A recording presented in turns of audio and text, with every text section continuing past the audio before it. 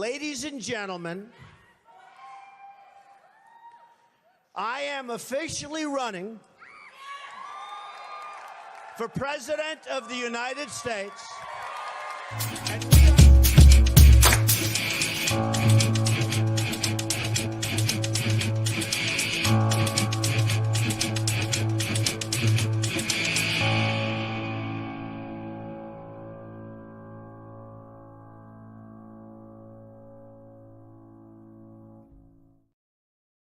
Good morning, good evening, good afternoon. Welcome, welcome, welcome.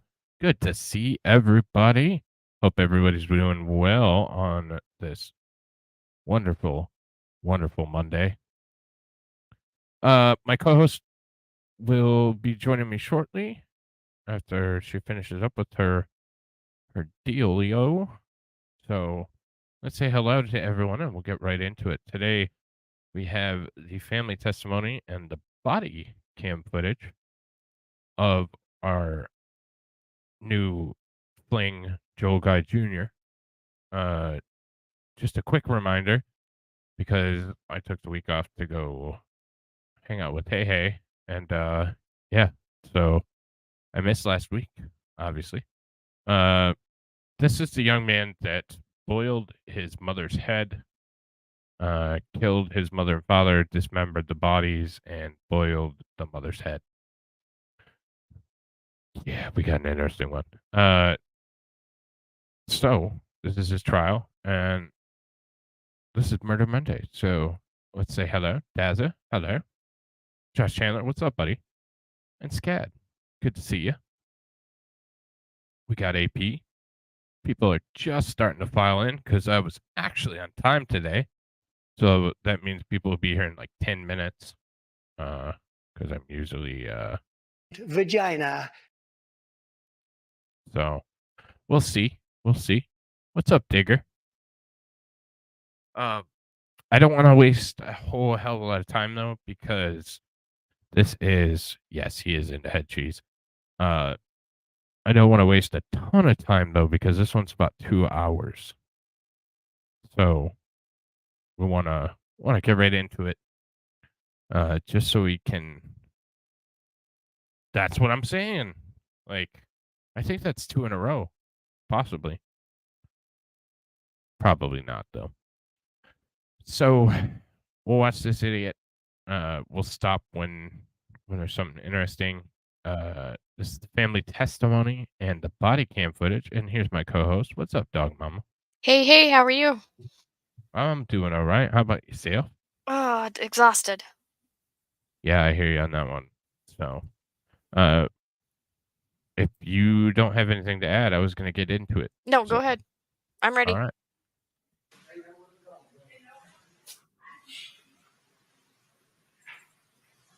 God, he looks smug and arrogant. Today is the family testimony. We're still doing that pre-trial shit and the body camera footage. So we'll see what the police saw when they showed up. So when we get to that point, please be your discretion is advised, because it's going to be gross. Scene. Yeah.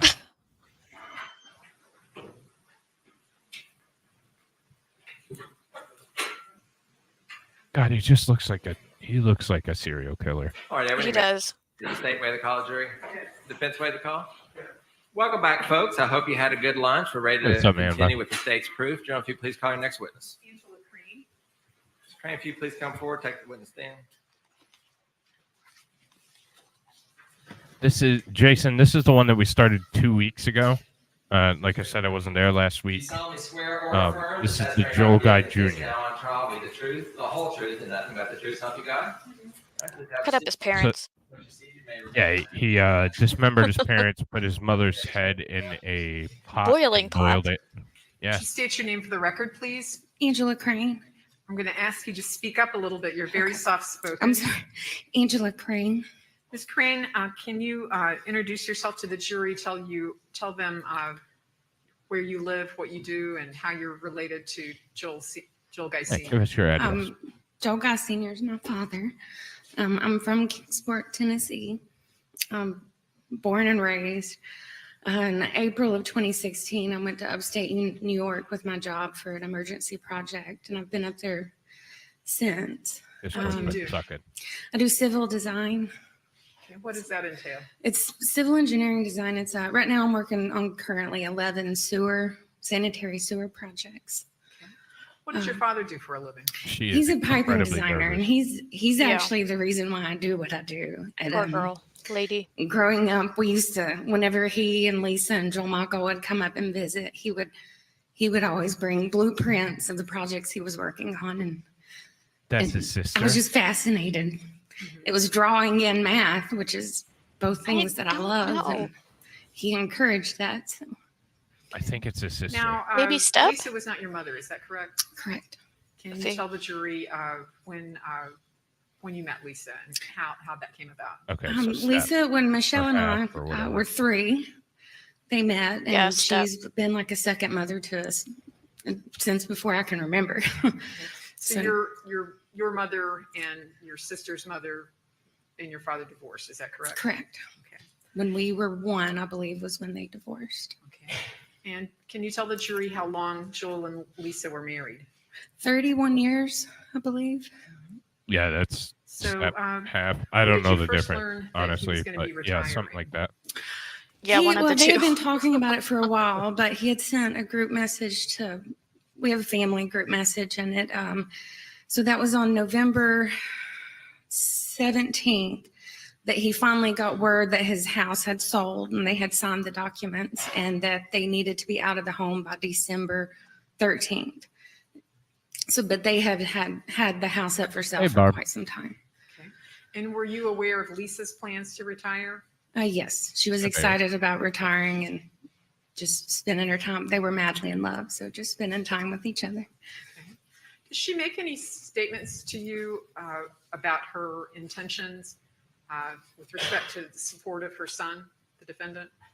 She did on one of my trips back home in October. Dad and I were talking out in the garage, and she had stated that they were going to retire and it was time for Joe Michael to stand on his own 2 feet. He was an adult.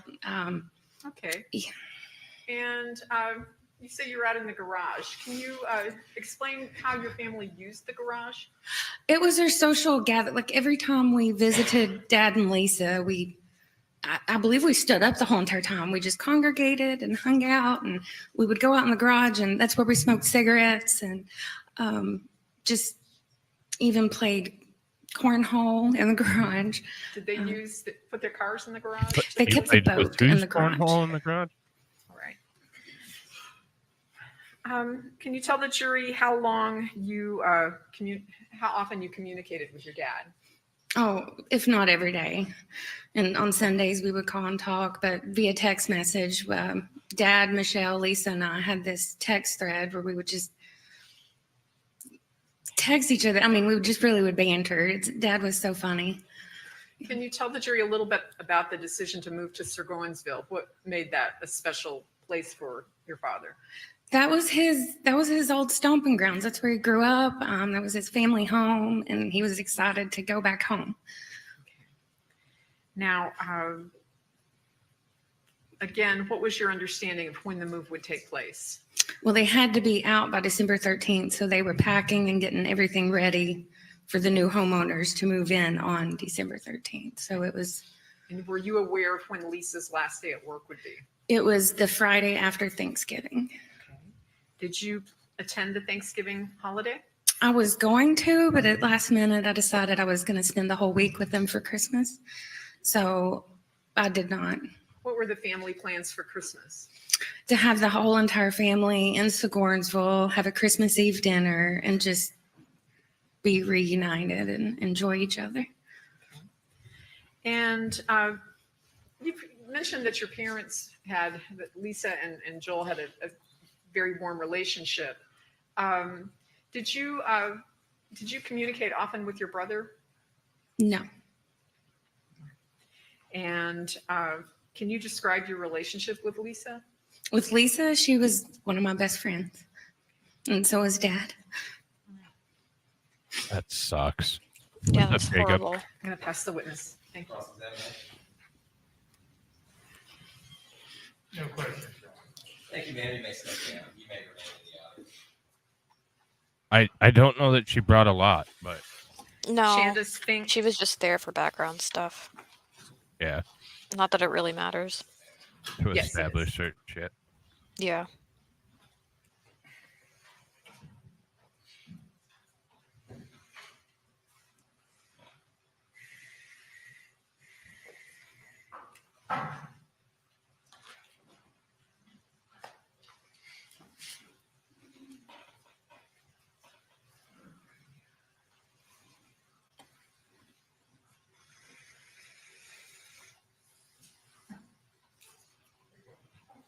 Please raise your right hand.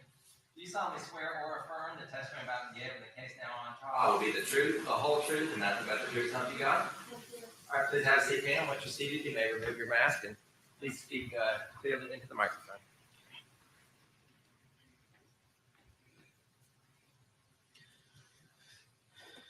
Would you state your name for the record, please? Chandace Fink. And I'm going to have to ask you to speak up just a bit. Chandace Fink, Ms. Fink, where do you live? Kingsport, Tennessee. How are you related to Joel Guy Sr.? He's my dad. Right. And I would like for you to tell the jury what your Another- understanding was what? about Joel and Lisa's plans for their Yeah, move to they- Seguinsville. It was a planned to mixed retire. family. And did you talk to your father often? Yes, Can you tell the jury how often you spoke to him or texted? almost every weekend, unless one of the two of us was going to be out of town or something. Did you hear from your father or communicate with him at all on Saturday, November the 26th or Sunday, Oh, November the absolutely. 27th? And Jeremy, No, And that's did that that's surprise rough, you? buddy. it did And Why did it surprise you? because Sunday was our my thoughts and birthday. prayers are certainly with you. Did you expect a call from your Absolutely. father on that day? Yes, Did you find it unusual that he did not call? it was the first birthday ever missed. I'm going to Damn. pass the witness. Yeah, this is sad.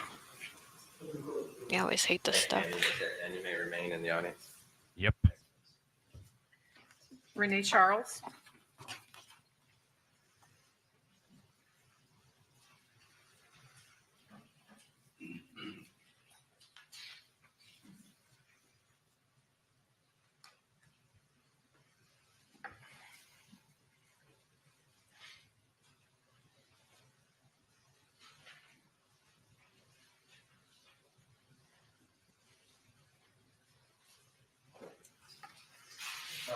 Oh, he's so weird. And since you and Ms. Fink are family members, Yeah. you're not going to disinfect since you're not distance. If you please raise your right hand.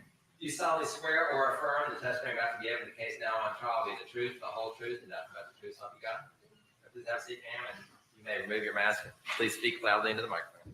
State your name for the record, please. Renee Charles. Ms. Charles, how are you related to Joel Guy Sr.? I'm his sister, And how did you refer to him? as Mike. So he was known as Mike. Yeah, growing Jacob, up. this was a couple years ago.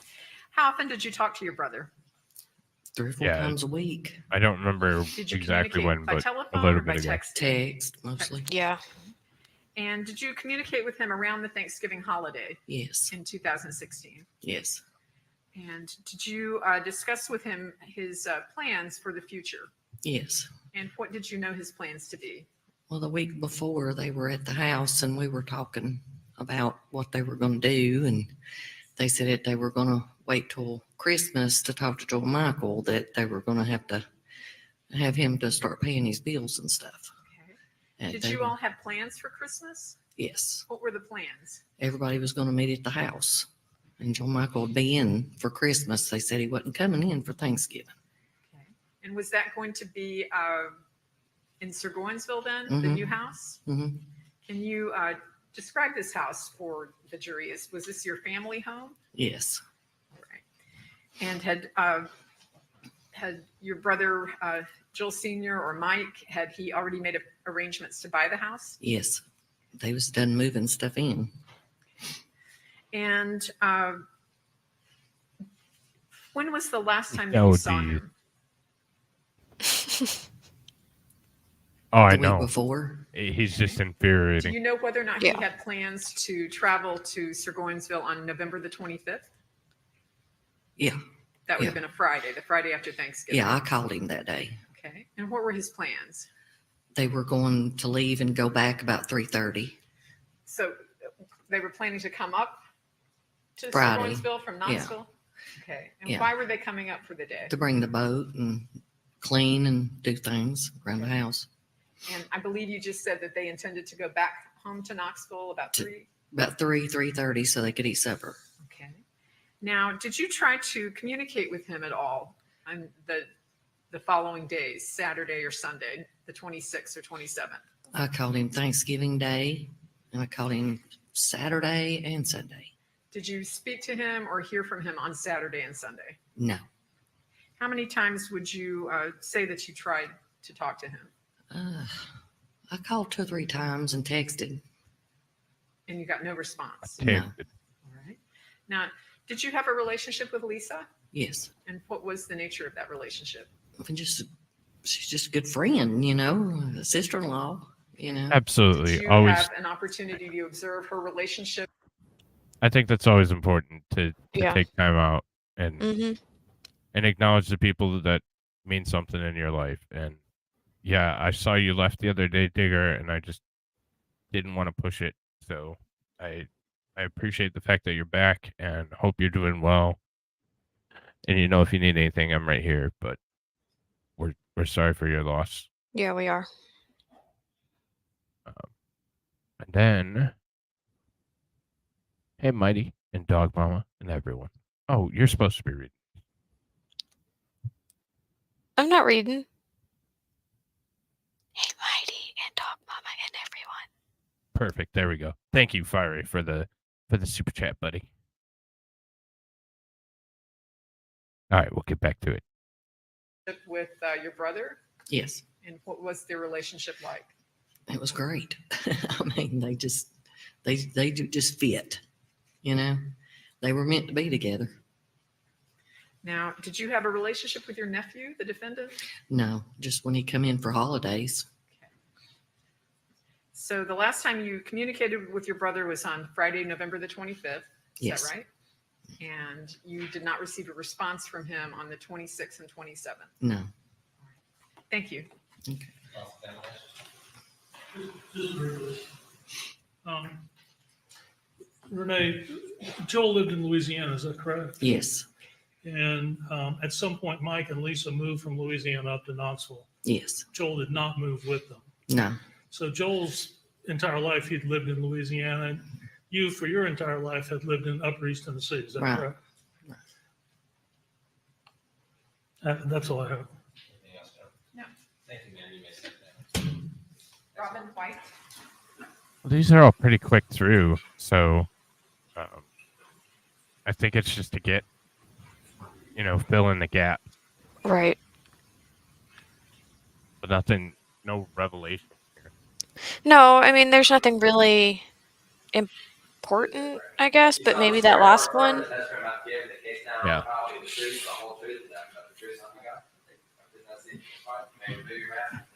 The SAP that was pointless. Cross. State your name for the record, please. Robin White. Or how are you related to Joel Guy Sr.? He's my brother. And what did you call him? Wow. Mike. Another one? Oh, that's his Ms. aunt. White, do you live in Yeah. Sirloinsville? I do. Okay. Did you know whether or not your brother had plans to move to Sirloinsville? Yes. And can you tell the jury what those plans were when he planned to do it? He planned to retire and he bought the home from me. When my dad died, I was the trustee and he bought the house from me. And I helped him clean and do things around the house. I got to spend all day Wednesday before he died with him. That would have been Yes, that is a ma'am. 3rd of November? Yeah. That's a man. I don't even have a southern draw. I don't either. X'd it out. There's a word that you say that's very southern, very Texas. One that I say? Yeah, I forget what it is, but I've heard it. If you recognize this? I do. That's our home. Okay. Is that the house that he was going to buy from you? Yes, ma'am. It may be the only word. It might just be Texas. Texas? No, No. it's not that. No. No. Now, when did they plan to go up there to live? When did you think that? Well, they was moving in some, things and stuff and doing things to the yard, getting ready to move the dog, putting fences up and dog. stuff for the dog. And we helped them The with all dog. that. Okay. Did you discuss plans with your brother for the holidays that were coming up? No, I didn't discuss no plans for the holidays. I'm not one to plan that far ahead. Well, so I was just busy helping him with the house and stuff. What about the Christmas holiday? Yeah, we usually see each other. We always have. We've always, the family always gets together and has a big meal and enjoys each other. Now, you said that on Wednesday, the 23rd, he was going to be bringing. When you talk, Did you say he was when bringing a the boat person up like to this the house, talks, or- you know we they've got never done been working in a in the hurry in their basement that entire day and life. everything. And Yeah. he said he'd be back up Friday. He was going to bring the boat and stuff. And I called him Friday, and That it accent, was probably though. about 1:00. He said he wasn't going to be there much longer, that him and Joel Michael was there and they had brought the boat and stuff up. He wasn't going to be there much longer, that I could just holler at him our Monday when he come back up. Tolerated. And did he indeed bring the boat up on Friday? He did. And do you know who was with him when he brought the boat up? All I know is Joel Michael was with him because he was showing him the house and everything. Okay. Now, at some point before Thanksgiving, did you have a conversation with Lisa Guy about her future intentions, what she was going to do after she That's a quit good work? question. Yeah, Lisa said that she was going to Yeah, that's it, retire too and maybe try to find some work. I'm not really sure if she was really going to find a job or not, but she said. she said, she was excited about everything. Of course she did. And But did she I discuss her believe future 6 plans negatives on whether or not she could help support her unlocks son? like She said some that she super couldn't do positive. that no more, It's like a superpower. that he needed to be on his own. And did you have an opportunity to observe the relationship between your brother and Lisa? Oh, yeah. Oh, yeah. I was with them a lot. We went a lot of places together, parks and stuff, Yeah, they was very much in love, and you could tell it when you was around them. Okay. And what was your relationship like with Lisa? Lisa was like my sister. Okay. And do you know your nephew very well? No. And, No, I really don't. And that's He never obviously- was around. He lived in Baton Rouge, Louisiana. Yeah. Is that right? Okay. Thank you very much, Mr. You're White. welcome.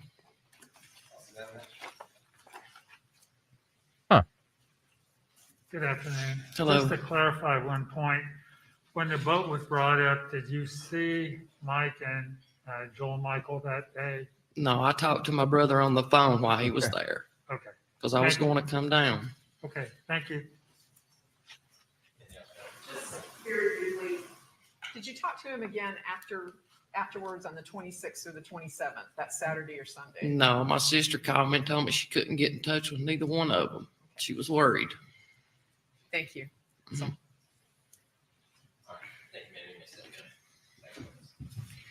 Michelle Dennison, her last name is apparently is Tyler now. I'm sorry for using the wrong last name.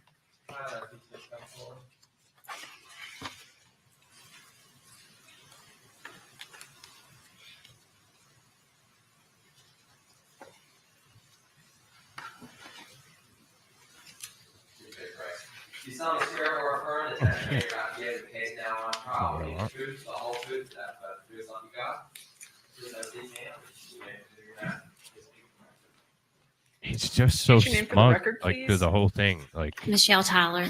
Yeah, that's the whole And thing. how I are thought- you related to the same parties thing I in this thought during case? The whole I entire am trial. He just Joel assumed. Guy's daughter and Lisa's stepdaughter. And between him and the guy yesterday, I is- just want to smack the how shit are out you- of both of them. Are you and Yeah, Angela Crane true. twins? I agree. Yes, ma'am. Sisters. Okay. Can you describe for the jury a little bit your She relationship? with testified Lisa once and, already. Your dad? Are we I watching was- something We new? were very close, Yes. like friends, Okay, like best friends. They were my best friends. so maybe Did this is you in front of the communicate jury with them then. regularly? Yes, ma'am. This And we is had a in front group of the text. jury, It yes. was more. Okay. The text was banter, just funny. even through email, Dad would send banter of funniness. Because the judge started with And how often would you all communicate together? bring the jury in. Weekly, if not daily, but weekly. Okay. And I take it from what you're saying that you've had a good relationship with them? Yes, ma'am. And can you tell us a little bit about how long you had been with Lisa and what your connection to her was? Lisa's been in my life my entire life, and it said it 3, but she's been my entire memory. And so we would go in the summers. Dad would have us for a month in the summer because they always lived so far away, and Angela and I would go visit for the entire month. But the dynamics of that was my mom was a single mom, so there's struggles with single moms. But when we went to Lisa's house, her cabinets were stocked with food, and she greeted Dad like the perfect Walton family. When they would come home, dinner would be cooked with meat and side dishes, and there would be they cooked me for dinner? Candy in the shelves, and I just would watch her, and I watched her growing up. That's like where she you was got it the from. mom. Yeah. Or that dream that you have to have not a single home, excuse me, a double parent home, to where she loved, like, I so wanted to be this woman that my Meat first and taters. engagement ring was her exact engagement ring. And I wanted to be the Ain't mom got she no was. I wanted taters. We got plenty of she would meat sit here in her now. little brown Sperry brown shirt. She had a really high arch in her foot, and just with her cup, I wanted to even, at certain points in my life, I walked around with a cup that had like the little square placement under it, because I wanted to be her. I wanted to be the mom that she was. So it's fair to say you all maintained this relationship well into your adulthood. Is that right? Yes, ma'am. Okay. And because of your close relationship with them, did they tell you about their plans? Yes, ma'am. In October and November of 2016, what were you aware about their future plans? We would celebrated my youngest son's birthday in October. It's October 28th, that weekend. They had said that they were retiring. This trial was during COVID. That's why he's got the face shield, so and that they can see his face. Joe Michael was going to find a job or need to find a job because they were no longer their money when they sat down and determined even down to the amount of beer that they drink a week and the amount of cigarettes that they have a week, what amount of money they would need, and that amount of money was what they had to retire. Okay. Now, on Thanksgiving, November the 24th of that year, did you plan to be with them? Yes, ma'am. And can you tell the jury what time you went over and who you were with? We had, I'm not sure what time I arrived. It was early. We always spent all day together. My 3 sons were with me. They were significantly younger, so they weren't as big in the pictures. See, grown 7 feet. My oldest is here today. So my sons were with me. Sorry. And anybody else? So my sons came with me, and then my boyfriend was coming that evening. He was having Thanksgiving dinner at his. Got a boyfriend? He was having Thanksgiving dinner at his granny's house. Well, she said her engagement ring. And then he was coming to my house, but my parents did not know at that point that he was coming. Okay, but it's fair to say you were with your parents before he came. Yes, ma'am. All right. And who else was staying in the house? It was Joel Michael Jr. Okay. And what's up, Cheesy? Can you tell the jury how long you were there? Hey, Cheese. I would say I was there from 10:30 or 11 until 8 o'clock that night. Maybe 8:30. Can you describe what you all did throughout the day? We it's I don't know if it's usual for everyone else, but ours is you hang out in the garage and you laugh and you talk and you tell the same stories, and then you move to different spots. So we moved at one point to the back porch. This day was a little different. It was always more, the typical time with Dad and Lisa was more laughing and banter. But if Joel Michael Jr. was there, he wasn't ever hanging with us doing that banter. He would be in his room. So he's a except loner. for on Thanksgiving. And at some point, did he interact though with your children? The Thanksgiving was different.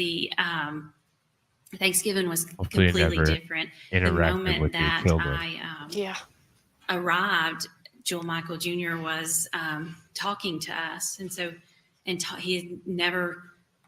I'm not sure Joel Michael Jr. knew my kids' names, and so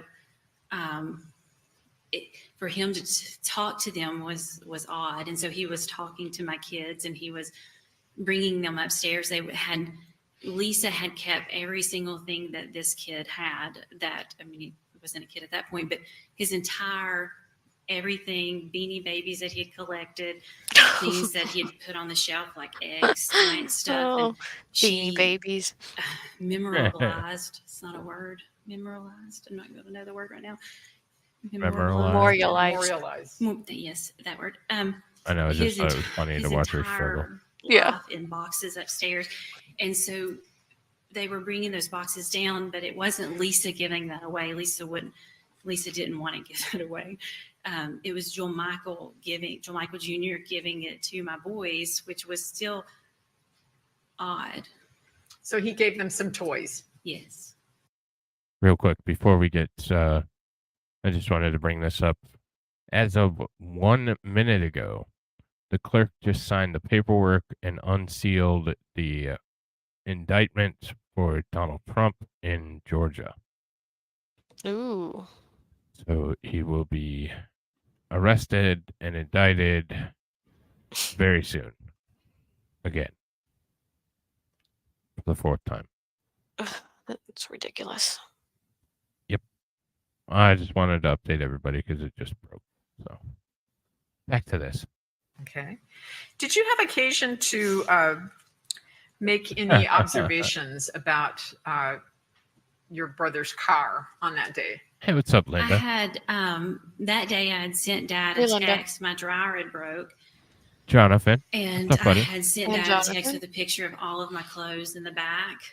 And it was a full trunk full of clothes. And so when I pulled in for my car to be right there so I could carry all of these clothes upstairs. They've been overplucked.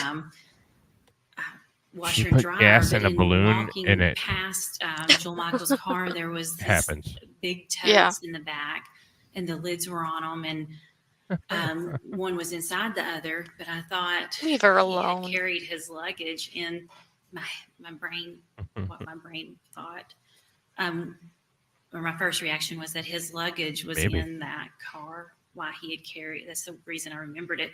Why did he put his luggage? Why does he not have luggage? Mm-hmm. Okay. And did you have an opportunity to go upstairs? It was so odd that my boys were upstairs, like interacting with Joel Michael, that I was going upstairs for two reasons. I was going upstairs for laundry, and then I was going upstairs to check on the boys. Okay. And did you have an opportunity to go into your parents' bedroom? I did. And did anything seem to be out of the ordinary there? No, my dad, I never make the bed up, ever. The bed's still not made up right now. My dad makes the bed up every day. Lisa, that's one thing they always did, even growing up. Like, I wanted to be that housewife that made the bed like Lisa did. And so the bed was always made up. The bathroom stuff was always clean. Like, it was always, they had separate bathrooms. But do you know which room your brother was using that weekend? He was, if you come to the top of the stairs, the room that he was using that weekend was right at the top of the stairs. Their room was to the right, and his was right there. Okay.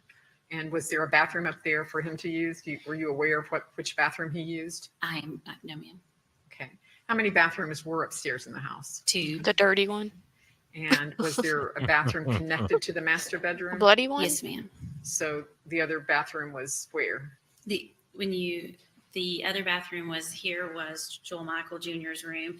And if you go down the hallway, it was down the hallway on the right. And where was the laundry room? The laundry room was right across from that bathroom. Upstairs? Yes, ma'am. Okay. And I guess you were aware that your parents had a dog? Yes. Okay. Now, did you do laundry while you were there? Yes, a lot. And did you observe anything unusual about the laundry room? No, there was nothing unusual about the laundry room. I was, every time I would go upstairs, It's like he would be right behind me, which is also. When you say he, who do you mean? I'm so sorry. Joel Michael Jr. would be right behind me, like in my, like right behind me. Because I remember doing this. Like, why is he right behind me? Okay. He's a creeper. And did you find that odd at the time? I did, because for 27 years or however old he was, he stayed in his bedroom. He was never smiling, saying, "Let me give you something," or right behind me ever. Okay. So I want to ask you a little bit more about the house. AP, that's funny. What do you know about your father's guns? He has a lot of them. And why did he have a lot of guns? He was a conspiracy theorist. I don't know. He loved shooting. I'm joking about the conspiracy theorists. We were, and Were maybe you, it's though? in my head. Yeah, Or really? maybe, but we're all, myself, I can shoot the bullseye with a gun. My oldest son could shoot the bullseye. We all are very good shots. And it's just, I guess we said it was the Joel guy. Like we had Joel guy in us. Even my oldest can shoot. Crazy. Did they like to target practice? Is that what you're saying? Yes, Uh, even bow and arrow, we could shoot the bullseye. And did Lisa participate in the target shooting too? Yes, I'm kind of terrified right now. So your father, was he moving these guns from one house to another, or were they visible when you were at the house on Thanksgiving? Did you see them? Guns were always a part of growing up. Like you knew they were loaded and you knew not to touch them. And it's the same in my house. So if there were guns present, they weren't laid out. They would have been in the regular spots that they were in. And it would have been, even my kids know there's guns in my house, or our house, and there's guns in Papa's house and in Mama's house, and every single gun is loaded. You do not touch. And so Did you see any long guns on the dining room table during Thanksgiving? That's weird. Okay. Right. What? Do you know whether or not your father had any kind of cameras, Just security the way cameras that she's in the talking house? about it. He always had cameras. She's talking about it like she Even when he lived in knows what Louisiana, he guns had are, cameras but in different doesn't parts know of the what house. guns are. And Oh, okay. I see what you're saying. After his You know what I'm death, saying? did you have an opportunity to notice whether or not those cameras were still in the house? On Thanksgiving, the cameras were in the house because he had She a sounds button like a that you could Democrat turn it on talking into about the it. TV into the living room. She's like, and oh, see well, I like to cameras, shoot them but their after guns. Those Thanksgiving, ones with the, the with the next time 50 I was in cal there with cops asking me, I said there are extended cameras in the house, but multi-clip then there were no magazine cameras in the house. Okay.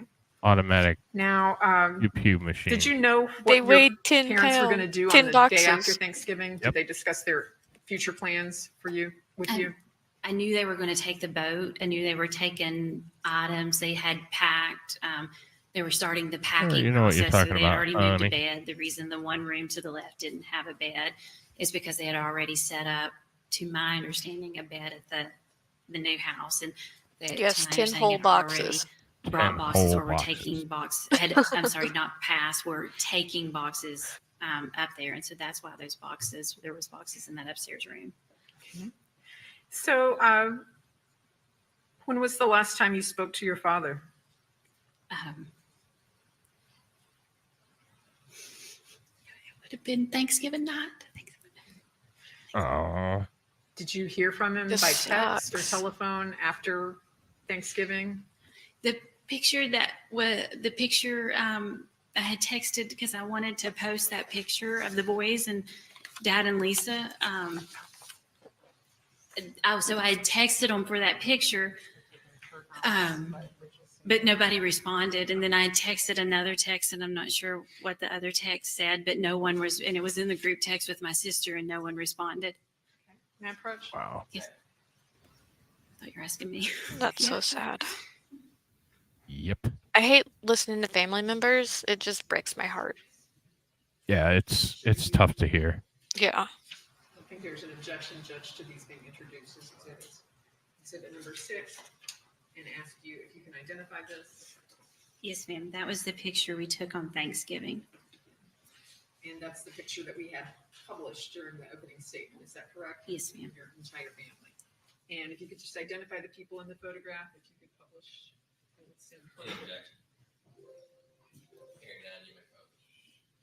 It is Dad and Lisa's in the photo, and then my youngest son Ben is in the photo, and my middle son.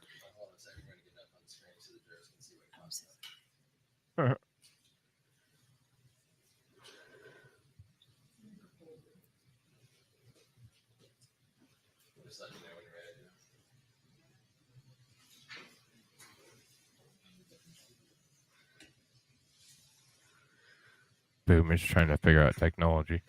It's always fun. Lawyers trying to figure out technology. Yeah. It's like, damn, just take one class, brother. On Yeah. anything. Mm-hmm. Okay. That is I Dad. see it right. Okay. That is Dad and Lisa. Dad is on the right, and then Lisa's on the left, and then Joel Michael Jr. is next to him, and then Preston, my oldest son, is at the very top, and we color coded for holidays. That Oh, they're one of lost those it a little bit. families. Oh. I'm kind of You feeling see for that Ben and Baylor in the Junior same now. outfit, Ben being taller, but he stayed small for so long. Like he stayed in 8-year-old clothes. Oh, And so no. he looks tiny there. He's way bigger now. And then Ben is the littlest one. Too long or too soon? Yeah, Too- too I'll soon. show you Too rough? exhibit Number 7, 8, Oh. and 9.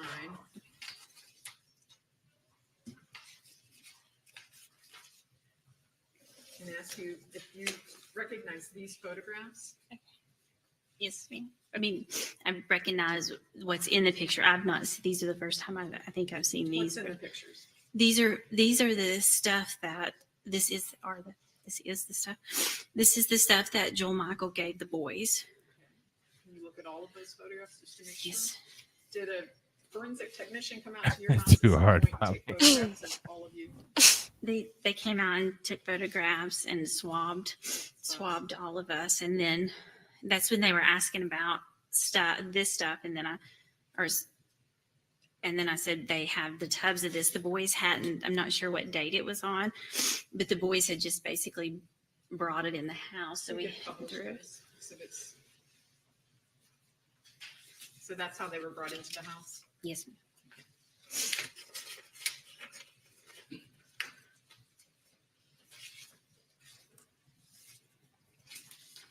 That would be exhibit number 9, and then the next one. Oh, those Beanie Babies are worth like hundreds of dollars. No. Bobby, how did you know I was doing that? Damn.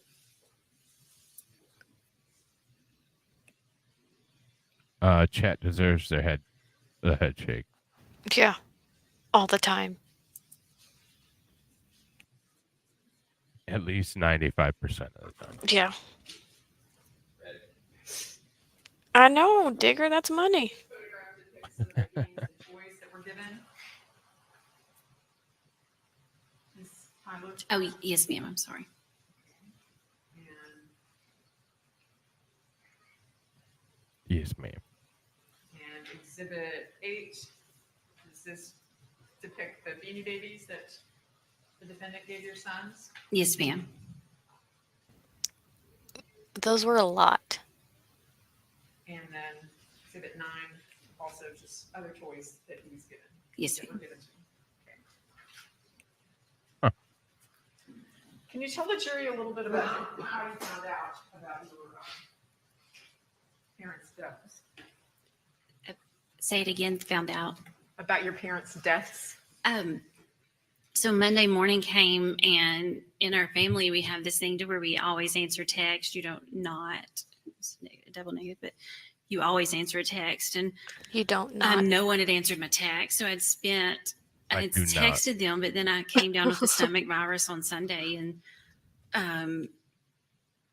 so that it took me a minute to get over that, but I had to go to work on Monday. So when I got up for work on Monday, I was driving in, and I don't know when I called my sister, but I know I was on the phone with my sister that morning, and I said, are you all mad at me? Is somebody mad at me? It's not like my family, especially my dad and Lisa, they didn't have problems with, like, they just made the intent to not have problems with people. They would never voice their problem with somebody. And so for them to not answer my text was really weird. And so I said, I told Angela I'm going to text them or wait on their response, and I'm not sure. I'm sure I texted them again or tried to call them. I believe by this point their phones were going to voicemail. And I said, I'm going to go after work and check on them if they've not responded. And she said, okay, just let me know. And usually if we panicked like that, it always was, at point, okay.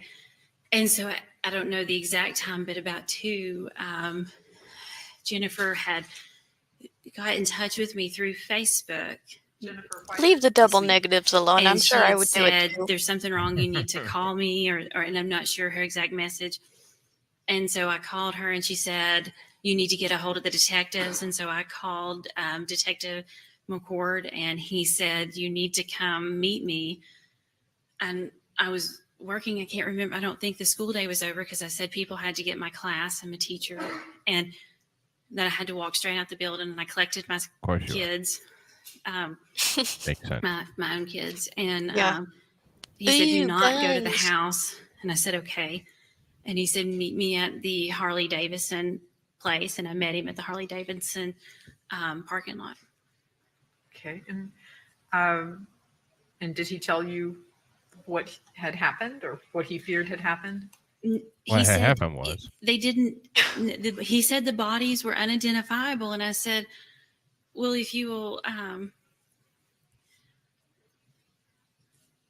Without going into what he said, let me ask you this: did you give him information about your parents' cars, the kind of cars they had? Yes, I gave him everything. For the most part, I think I gave him everything he asked about. He was asking about. He didn't know who was there, whose body was there. Which didn't make sense at the time, but did you tell him who had been present with you on Thanksgiving? Yes, ma'am.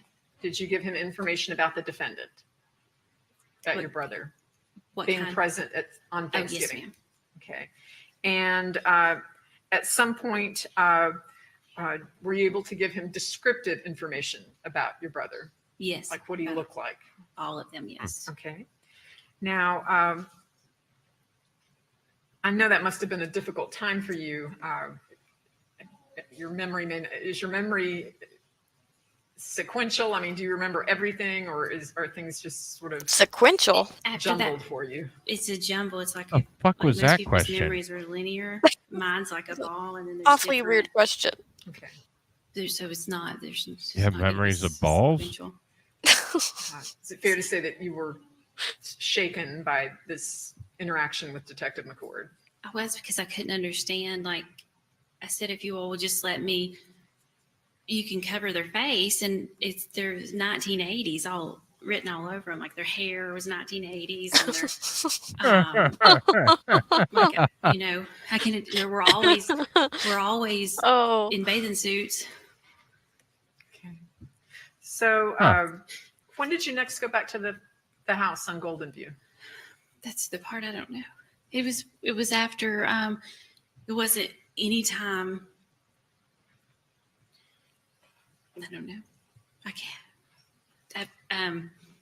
I don't know the day. It would have been after we were allowed back in there, but it would have been. I don't know. Can't tell you a date. Like that's what the jumbled part is. There's a couple of weeks there where it's just so. So the last time you saw your parents was on Thanksgiving, and the last time you saw your brother, Joel Michaels Jr., was on Thanksgiving. Yeah, I don't understand what she's trying to get at. Today? Yes. Can you point to him for the jury? Huh. Were you involved in your father's estate in any way after their deaths were confirmed? I was the executor of this. I mean, the executor of Dad's estate, not the executor of Lisa's. And as part of your duties as the executor, were you made aware of financial transactions on your father's accounts that took place after November the 26th, 2016? Yes, ma'am. Huh. And as part of your duties as the executor, did the estate receive any sort of credits on the accounts as a result of charges that were made after November the 26th, 2016? Because if it was before that date, it's not considered theft, so there's no disputing it. But since it was after the date of their death, I provided a death certificate, and there were such large amounts of large amounts for utility, a large amount for a school. The only thing that we didn't get back, and it was just because someone paid on the credit card the $10,000. It was a $10,000 amount to his apartment complex, but the apartment complex refused to even. Okay. What school were you dealing with? LSU. LSU? Yes, I don't think she can say that. to my memory. Yeah, that whole thing is just odd. But no, I seriously don't think she can say that. Did your parents typically keep their dog in the laundry room locked up? That dog was so Weird. No, that dog was so pampered that they would jokingly threaten him to send him to my house. He just straight up like he had to have the water fed to him a certain way and certain ice chips, and they would never lock him in a room ever. That's just not how Lisa did things. Thank you. Pass the witness. Ending on a high note with the dog. Just a couple of questions. In I don't know.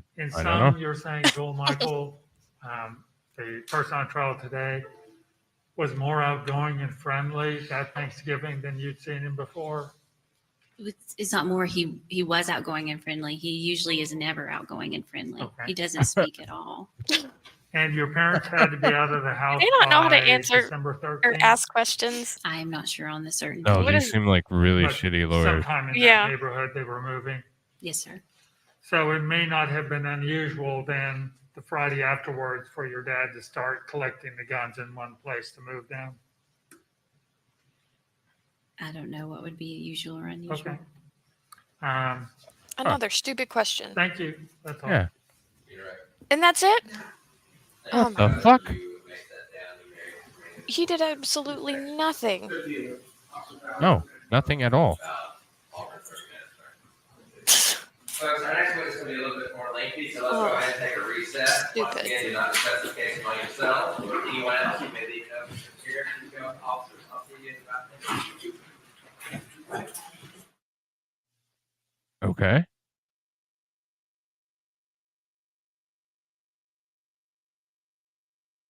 Well, it looks like we still have something going on. Yeah.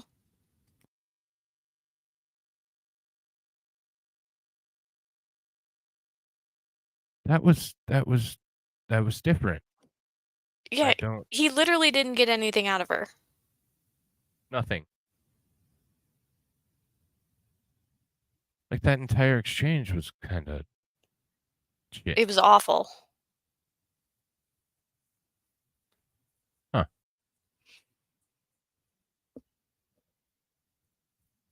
I'm Let's see what the hell dumbfounded. they say. That was stupid.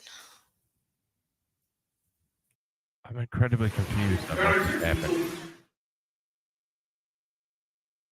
Okay, we almost had something, but they decided to let's see where to go. He had to take a tinkle break. Oh, the judge? No, I think Mr. Guy.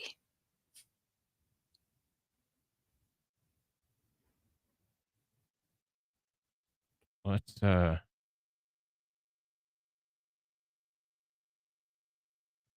times 2 to go ahead. Just a touch, but it looks like they're about to say something. And there they go. So I guess I cut the brakes.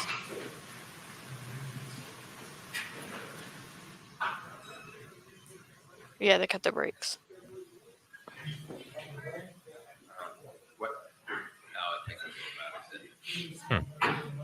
What was that face? God, he's such a weirdo. He looks like No, a I don't- rat. Yeah. No, I don't think they're cutting the brakes. I think they're just I think we're on break now.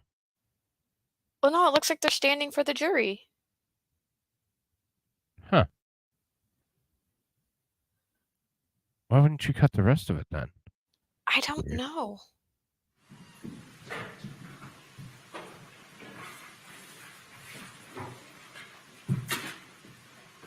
Yes, Barb. It is. He All right, looks everyone, you may be seated. like a That's crazy the state way to person. call, jury. Defense way to call. No, he's Welcome back, super folks. crazy. Thank you for Yeah. that break. We're ready to resume the state's proof. Gentlemen, if you please call your next witness. Those eyeballs, man. Detective, please come forward. Yep. No, I think they cut the break. Huh.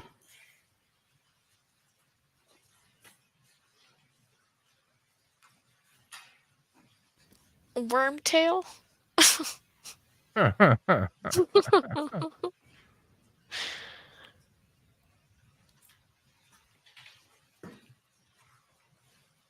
Why didn't they have this guy on the ready? I have no idea. Please raise your right hand. Do you solemnly swear or affirm the testimony about the evidence in the case now on trial be the truth, the whole truth, and nothing but the truth, so help you God? I do. Please have a seat, sir. Once you're seated, you may remove your face cover. Tell us your name, sir. Stephen Ballard. And That by was whom all you're very employed? confusing. Knox County Sheriff's Office. In what capacity? I work in the Major Crimes Unit. I want to talk about the year 2016. Were you still employed in that year, sir? Yes, sir. And what was your assignment on November the 28th, 2016? I was a patrol canine officer, In what region of Knox County were you charged with patrolling? West Knoxville. And does that include Golden View Lane? Yes, sir. And I want to ask you about that day, sir. Did you have cause to respond to 11434 Golden View Lane here in Knox County? Yes, sir. And what was the basis of you responding to that residence? It was to do a welfare check on Lisa Guy. Okay. And did you in fact go to that residence? Yes, sir. And if you would, tell the members of the jury what you did to accomplish your welfare check once you got to the residence. The first initial response, I pulled up to the residence. I exited my vehicle.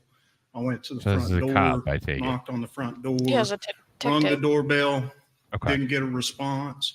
So I went to if you're facing the house, I went to the left side of the house. There was a small white 4-foot fence around the backyard. I noticed a dog house in the backyard. I whistled for the dog. Didn't get any response. Looked down, noticed that the gate was locked. Went At to that the point, truck, I grabbed come some back peanut around to butter. the front door of the home, No. and I knock and ring the doorbell again. Did you have cause to notice whether or not the residence was for sale at that time? There was a for sale sign in the front yard. Yes, light Were there rain. vehicles physically in the driveway of the residence? Yes, sir. And in the course of your Yes. welfare check, did you run those vehicle tags, sir?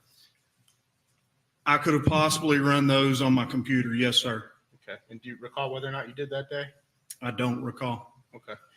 So when you go to the door, sir, are you looking in the door or are you just knocking and ringing the doorbell? No, sir. I'm just knocking and ringing the doorbell. It'd been an officer safety issue to be peering in. When you say officer safety issue, what are you talking about, sir? Typically, if I go out to a residence, I don't put my face up to the window to be able to see inside. It's an officer safety issue. And That how seems like a long, good idea. The initial response Yeah. did you spend at 11434 Golden View Lane? I'll say approximately 5 to 10 minutes. No, Well, the dog did you walk lived. up and ask to get shot? The dog lived. The dog's fine. Absolutely, the dog lived. Might have chewed on the parents, but dog's fine. Approach and show you what's been pre-marked. States to the tenant identification. Parents might have been tasty. Who Yes, knows? sir. That's 11434 Golden View. Does that accurately reflect the residence that you responded to on November 28, 2016? Yes, sir. You gotta read out what was in the evidence. Any objection? Exhibit 10. After your initial response, do you have cause to return to that residence? Yes, sir. Okay, let me back up a little. Where'd you go after your first response, after you left the residence? I went about my daily duties, and I believe that Duties. I had actually pulled I was into just gonna say a that. parking lot off a level road before I initially went back out for the second time. Okay, and do you recall the lapse of time between the first visit and the second? I'll say approximately an hour to 2 hours. Okay, and what was the cause to go back a second time? I had spoke with Detective McCord over the phone. We were discussing a robbery that had taken place on Level Road. I believe the business was the Subway. We briefly spoke The Subway. about that. Detective McCord asked me what I had found when I went out to the guy residence. I explained to him that the inside foyer light was on. There were vehicles in the driveway, but I got no response at the door. At that point, Detective McCord told me that he had a little more information and asked if I would go back out to the residence with him. Okay, and did you in fact go back with Detective McCord? Yes, sir. And were any other patrol officers accompanying the two of you? Yes, sir. Anything you found? Who were they, sir? That would have been Jarrett Graves, and I believe it was Sergeant Benjamin Gresham at the time.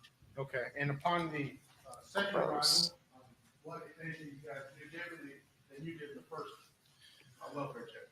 So the second time when we arrived there, the neighbor, if you're facing the guy residence, the neighbor to the left, her garage door was open.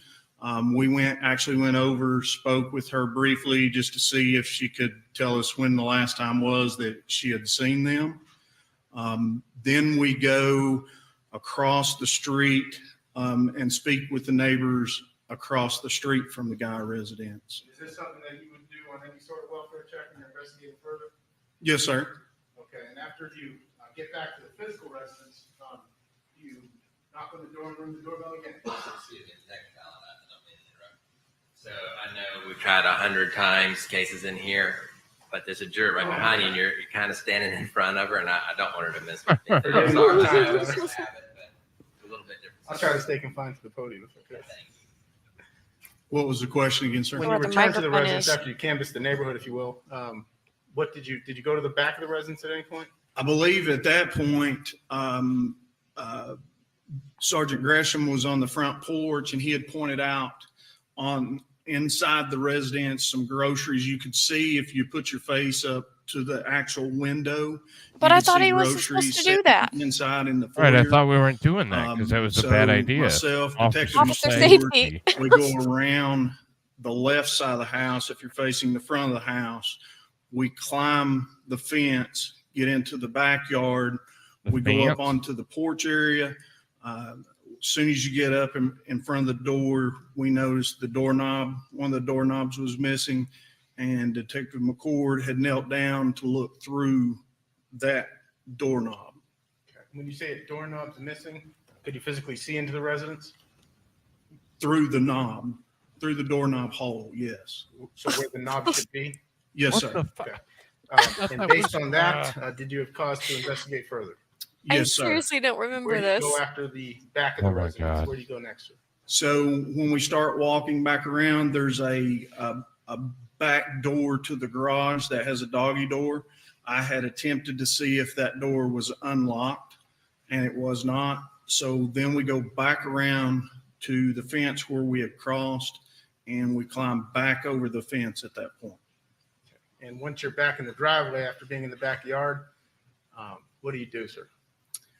At some point, the garage door opens and we enter the residence. Okay. And when you say the garage door opens, is that as a result of law enforcement opening that garage door? I believe so, yes, sir. Okay. It wasn't you physically who did it. No, sir. And when you enter the residence, if you would describe to the members of the jury what you were seeing and what was going on upon your initial entry. So the garage door comes up. Detective McCord is in front of me. I'm behind Detective McCord. The other two officers are behind me. As we enter the garage, you can feel an intense heat coming out of the garage area. We go up to the interior garage door. And if you're facing in the garage, the interior garage door would have been to our right. Detective McCord announces Knox County Sheriff's Office. And at that point, he pushes the interior door open. When the interior door comes open, we step into the residence. No, that's his COVID There's mask. some Amazing disgrace. chemicals setting in the floor as soon as you Yeah. step in, and then we begin to He was clear wearing the a neck residence. gaiter. Okay. And when you're clearing a residence, describe to the members of the jury what you're trying to achieve, sir. We're trying to achieve to see if Mr. and Mrs. Guy are okay due to the fact they didn't come to the door. You've got groceries sitting in the floor, and the back doorknob's obviously missing at that point. We thought there continue was to go shit. through the We had to residence. make sure. As we go through the garage door, you see the chemicals setting in the floor. There's like a can't get over the long doorknob hallway thing. to the right, the best I Oh, recall. I know. And He if you're looking contradicted the down hell that out of himself. hallway, Yeah. you see a dining room table toward the front of the residence. I can see something at that point lying on the dining room table. We continue through, come down the foyer where the groceries are lying in the floor. I look to my right. I see long guns lying out on the dining room table. And he shot At that point, we turn to start up the stairway. immediately. Let me ask you, sir, at this point, do you have your service weapon drawn? Yes, sir. And do the other officers with you have their service weapons drawn? I know Detective McCord did. The other two officers were behind me at that point. And in terms of what you're perceiving with your senses, can you smell chemicals? I actually feel Bleeding? a tingling on my forehead from the time that I entered the home. As we continue on and start up the steps, the heat is more intense. It seems to be getting hotter. Okay. And if you would describe what, if anything, you observed in the course of going up the steps. There again, the groceries were in the floor. I noticed the weapons lying out on the dining room table. We start up the steps. We get to a landing where there's a small, like, child gate. Detective McCord sees some blood that he believes to be on the wall at that point. He asks if anyone has had gloves on them, and I did have a pair of gloves in my BDU pockets. I pulled those gloves out to put them on so that we could open that gate and go on up to the landing upstairs. Okay. And to the best of your recollection, if you could describe the layout of the upstairs once you make it to the second floor. So when you hit the landing, there's a room immediately to your right that turns, it turns back kind of behind you. Then there was a room on an angle to my right and another room on an angle to my left with a long hallway. Okay. And in terms of what you believe to be blood, do you see anything once you get to the top of the stairs? Yes, sir. When I get to the top of the steps, I believed it to be a human hand or a hand lying at the very end of the hallway. Okay. And did you go a different way or have cause to go a different way than Detective McCord did initially when you're clearing the residence? Yes, sir. Detective McCord broke off immediately to the right and kind of behind where I was, and I continued down the hallway. Okay. And where you think you see hands, do you eventually make it to that room, sir? Yes, sir. And do you clear that room? Yes, sir. Partially. Yes, sir. And if you would, describe what you see in that room. I see a human hand. It was lying in an upright position with another human hand that was closed fist behind it. Oh. Whoa. No. After you make those observations, what do He you posed collectively the do as hands? the officers who are clearing the residence? Oh. Detective McCord had seen something in one of the other rooms and requested that we back out at that point. And at that point, we worked our way back out of the residence. And I went, if you were facing their residence, I went to the outside far back right of the residence and held a perimeter till we could get additional officers on scene. And when you say you held the Holy perimeter, is there any reason why you were continuing to hold the Officers? perimeter if you cleared the interior of the residence? The complete interior of the residence, I don't believe, had been cleared at that point. Okay. And at any point during the time within the residence at 11434 Golden View, were you alerted as to the presence of a dog anywhere? Yes, you could hear a dog in one of the rooms faintly barking. Okay. And where the dog was, is that one of the rooms that you cleared? No, sir. Okay. And when you're holding your perimeter back outside, how long do you do that? How long what, sir? How long are you holding the perimeter outside? It seemed like forever.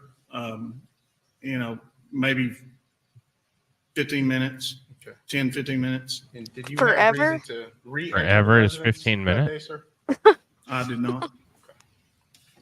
And I want to ask He's you, not sir, good in bed. are you equipped with a body camera Yes, sir. on this date, November 28, 2016? Yes, sir. And have you had a chance to review those videos prior to testifying today? Yes, sir. Now, if we could, we would ask to publish 3 segments of body camera footage from November 28, 2016.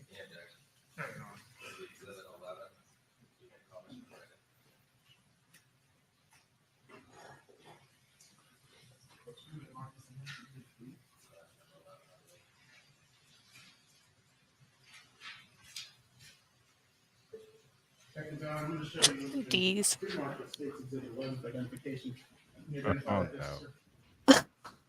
Yes, sir. It's marked with my name on it and being my body camera. And does it have the date of the same as the day that you responded to 11/4/34?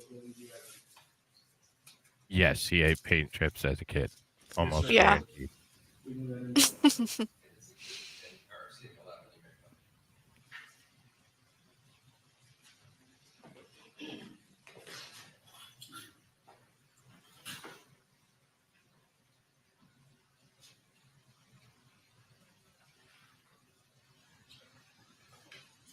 Thank you, Doc. I'm going to show you first the initial response to the residents.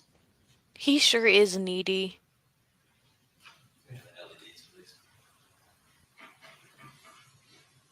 Wait, who's needy? The defendant. Oh, The defendant. I thought you was talking to me. Was asked questions, but is there a reason why No. The portion of the front end of the body camera footage is typically muted? Is there a difference in what, sir? Is there a reason why the front end of the body camera footage is muted? My understanding is when you very first turn the camera on, there's a delay in that.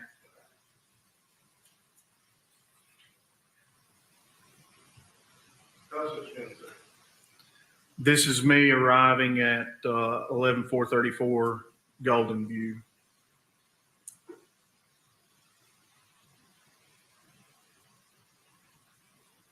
And at this point, I'm going to Icky approach the stuff front warning. door. Yep. 1096, 1097.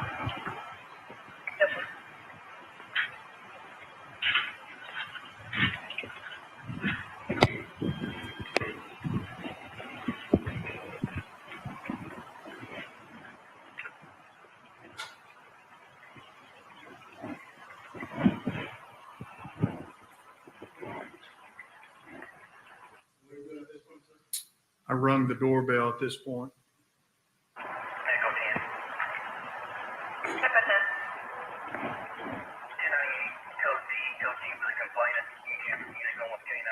Yeah, it is a nice neighborhood.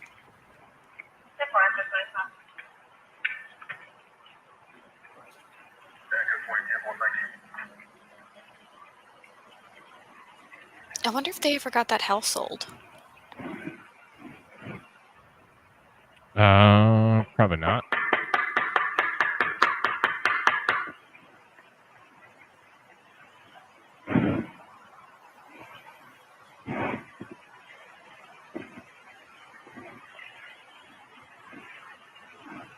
So do we get to see him peeping in the back door? You can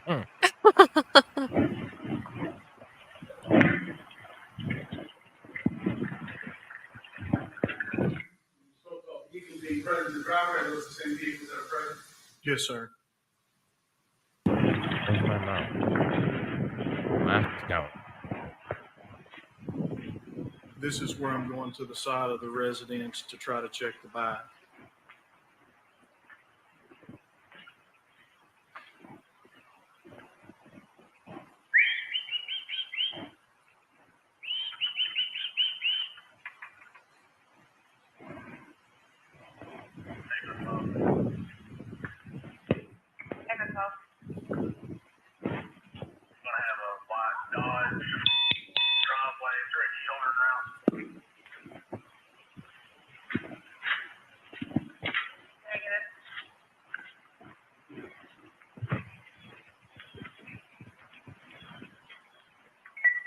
There may be a Katie Harold.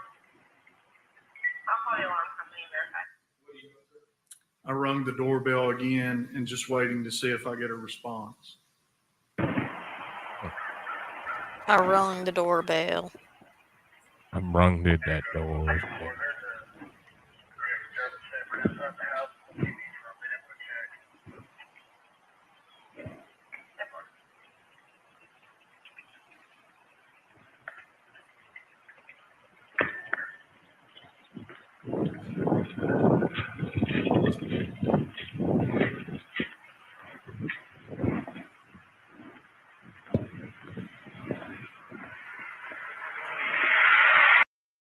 not trying to blue balls anybody, but if you're not into graphic natured items, Yeah, don't watch.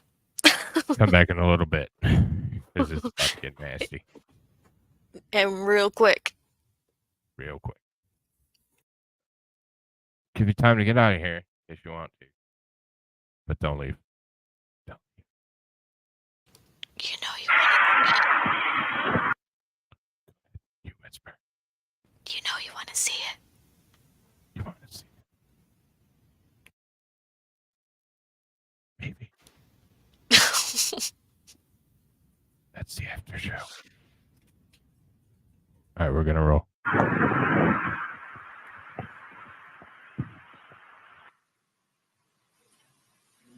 What the?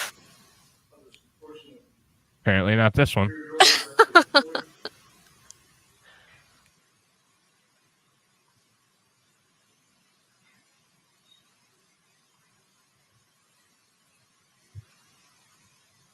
The shittiest camera I've ever seen, by the way. Yeah, it's awful. With if that's the video with Detective McCord, we will climb that fence.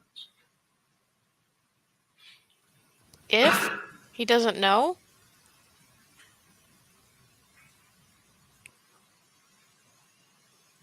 Hey, how do you fucking not know that that's the video? that's what I'm saying. Oh my god.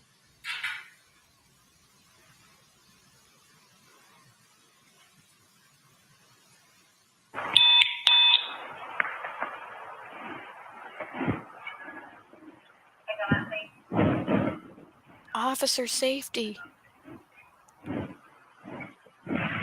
Yeah, just stick your fucking whole eye in front of it. Yeah. Yes, sir. Detective McCord is actually Could be Home Alone. looking through where the doorknob is missing at this point.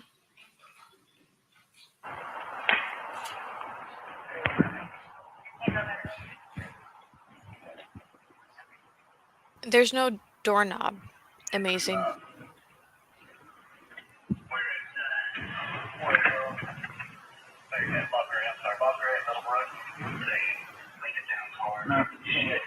Here's the deal. They said they purchased a house in Johnson City, so hopefully he'll have information on it. They're saying Robertson, the neighbors. And the realtor's saying Johnson City. Well, it's relatively close, yeah.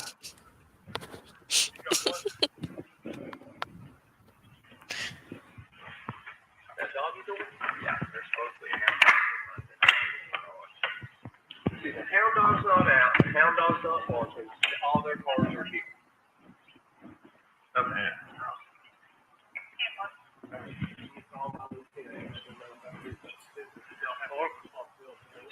Get I mean, when it breaks back over, when you get over.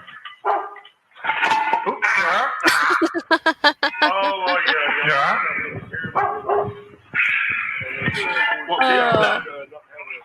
Nah, one's good.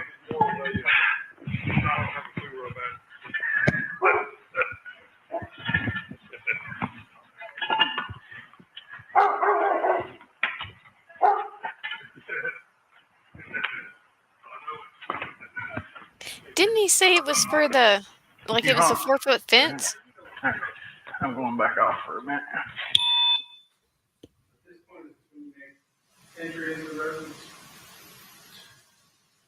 Yes, after this takes place, we do make entry into the residence.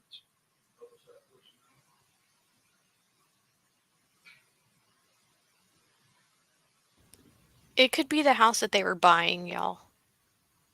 Because they were buying another house and selling this one.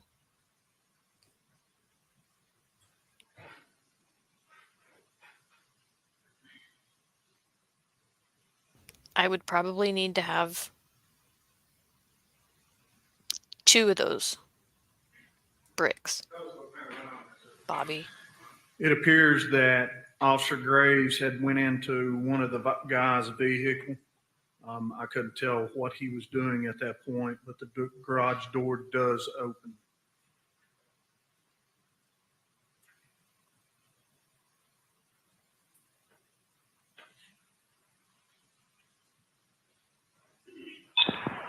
Hello, Sheriff's Office. There's Dog Momma.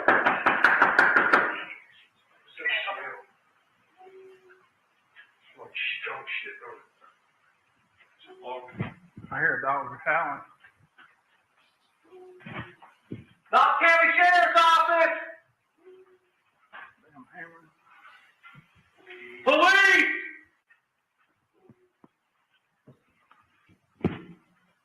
Cinder blocks. I couldn't think of what they were.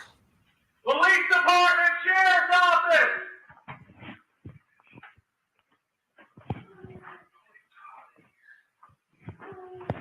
Knox County Sheriff's Office.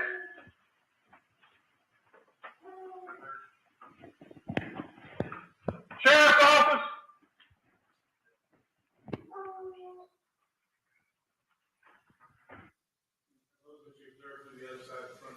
Yes, sir.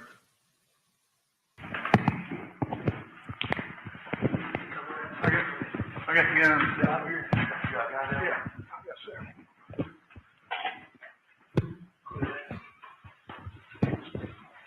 Clear. Knox County Sheriff's Office.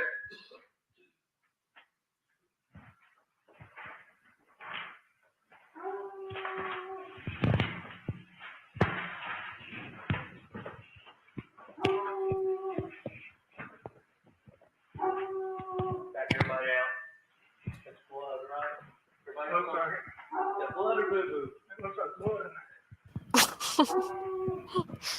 Anybody got gloves on? Is that blood or boo boo? Yeah, I'm not close. Knox County Sheriff's Office. We're here to check your welfare.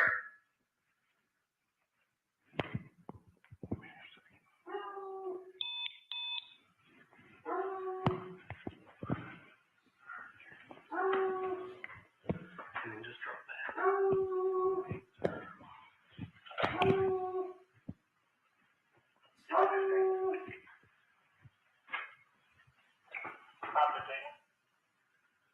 Knox County Sheriff's Office.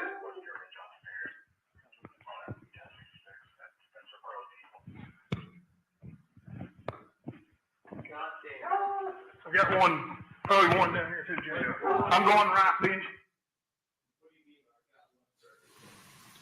And that's where I noticed the hands at the end of the hallway.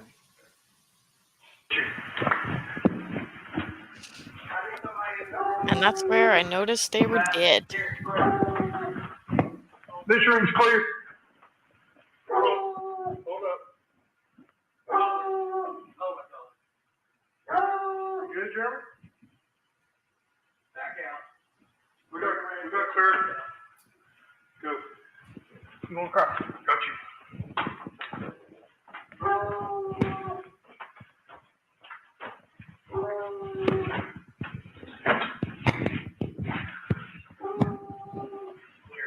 Clear.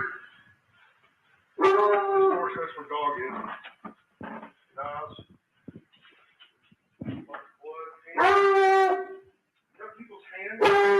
Yeah, I think so. That's what I see.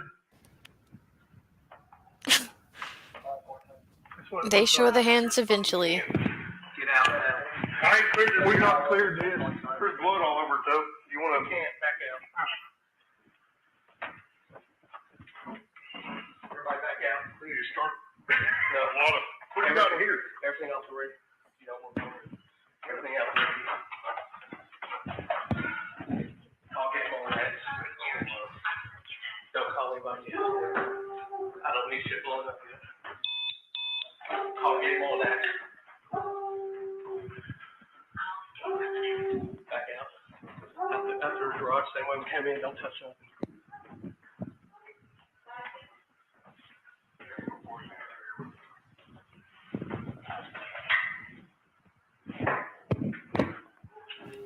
Hey, Danny.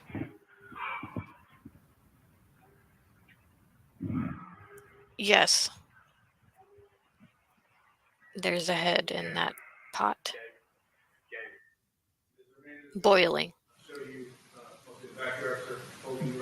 Yes, sir.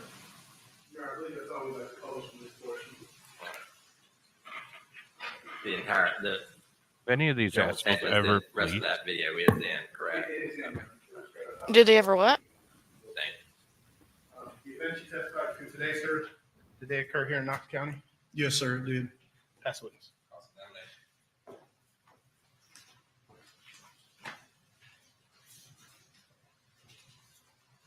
Good afternoon. Good afternoon.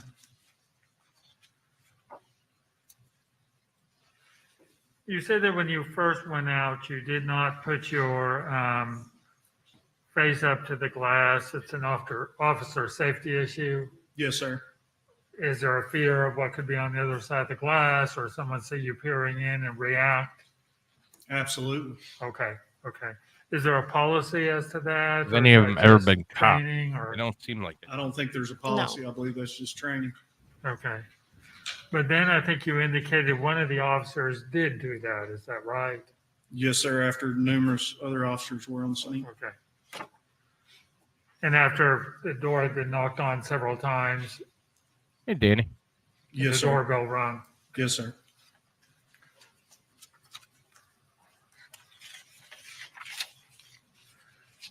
Now, at the back, after you've jumped the fence and Officer McCord's gone up and looked into the hole, he does not tell you anything about what he sees or experiences. I don't know if he actually jumped the fence. Okay, it's not on the tape where he says, "Oh, I feel a lot of heat," Yeah, I don't recall that he told me that. and he doesn't say anything on the tape about smelling a chemical smell. I don't recall him telling me that. In fact, it looks like after he goes to a side window and looks in, does he say the word nothing? I believe I heard someone say nothing.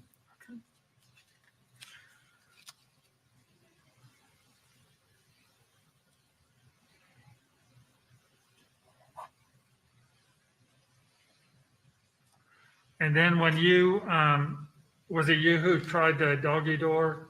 Yes, sir, it was me. It was locked, Yes, sir, it was. but there was no other useful information from the door? Other than it being locked and no one crawled through it. Okay.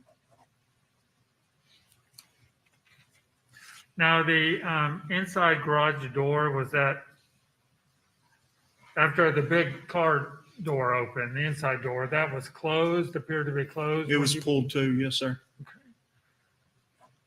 And Detective McCord either pushed it open or opened the, do you know which? Yeah, I just know he pushed the door open, sir.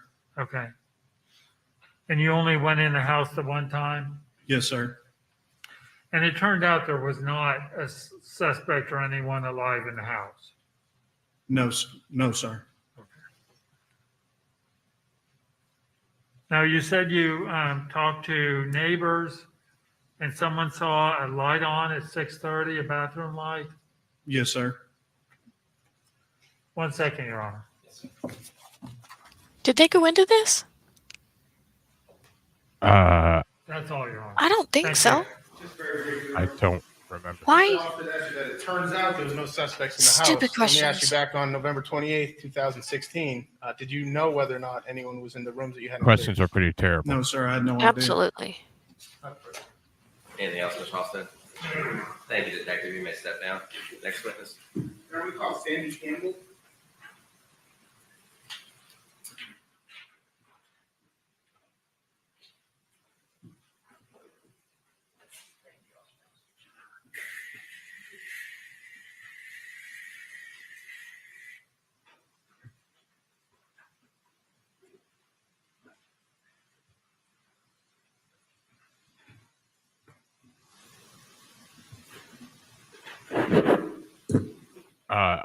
I think it's just procedural, Bobby. I don't think they have a defense angle. No, there is no defense. I think they're just here hoping that the prosecution fucks up. You solemnly swear Spoiler or alert, affirm they that the don't. testimony you're about to give in the case now on trial be the truth, the whole truth, and nothing but the truth. Help you God? I do. You may have a seat elsewhere, and once you're seated, you may remove your mask. Please speak in the microphone.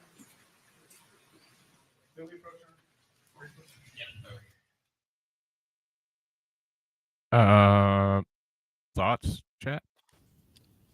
Her cheekbones are.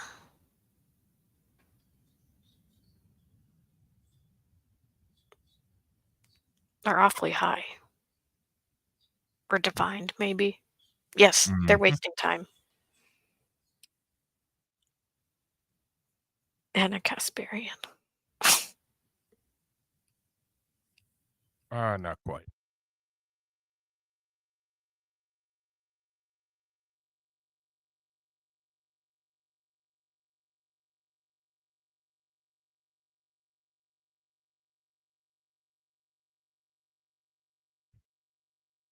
Oh, I do too. This guy is Danny, this guy is a sick bastard, and I Yeah. hope he pays for this every day through eternity. What's your name, ma'am? My name is Officer Sandy Campbell, By whom you employed? Knox County Sheriff's Office. In what capacity? I'm currently assigned to the Forensic Services Unit. And how long have you been employed with the Sheriff's Department? Almost 9 years. And has, in the course of your 9 years, of course, your employment, have you exclusively been in the forensic unit? No, I've been in the Forensic Unit for almost 7. Okay. And tell us what, if any, training you've received as it has to do with forensics, particularly processing crime scenes. Probably the most comprehensive training that I've received is attendance at the National Forensics Academy, which is a 10-week course recognized kind of worldwide as the standard, the gold standard of forensic services. Oh, she's a training. forensic cop. And what are some of the things that not a street training cop. that you undergo Yeah. at the National Forensics Institute? We do many different kinds of things. Ballistics. I agree, Digger. She's As far as too like shooting pointy. reconstruction specifically, and blood pattern analysis. We do just pointy. crime scene management in general.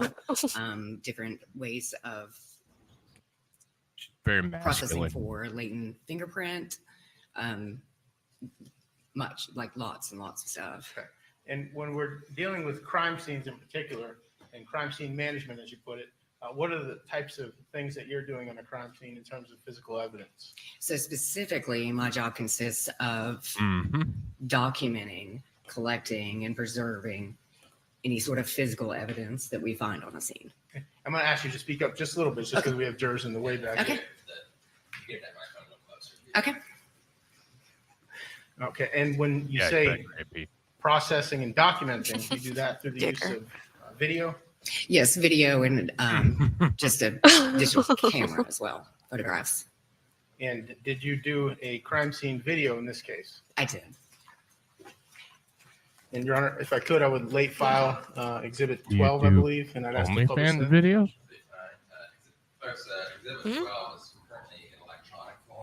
But they do a crime scene video. I said, do you do an OnlyFans video too? Oh, well, who knows nowadays? And before I publish, kind of tell us why you became involved with this case when you responded. My supervisor at the time was Captain Brad Park, and he called me on the phone and said, "Come over here to this address. We've got a huge scene." So, and do you recall what day that was? It was the 28th of November. And what year? 2016. Okay. And you did state you, in fact, Only did do a video hands. of the crime Come scene? on. did. And did you take pictures of the crime scene? I did. And did you collect physical evidence? I did. And talk to us a little bit about the practices and procedures that you use when you collect physical evidence. There's a lot of glove changing, so there's not cross contamination with DNA. The Georgia judge? And You mean cheese? we preserve things in paper bags rather than plastic, because plastic over time can kind of degrade the evidence if there's biological material on it on the inside of the bag. So we're going to use paper Danny, bags. kind of wish they would Air throw can them all help in a place keep and let it work microbial itself out. growth at a minimum.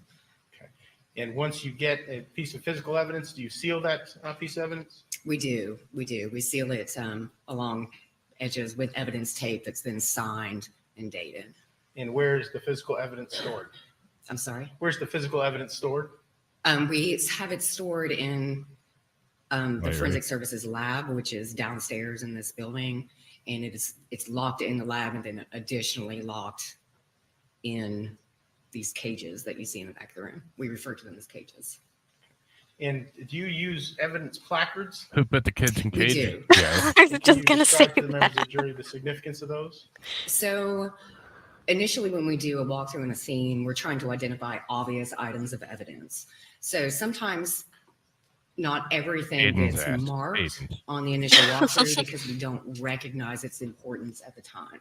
So when that happens, when we do that initial walkthrough, we do mark with a plastic evidence placard the items of that we consider to be of possible evidentiary value at that point. So when you see pictures, you will see evidence placards kind of throughout, and that's what they're being used to mark the significance. So then we can tell later, like spatial relationships, if it turns to matter more.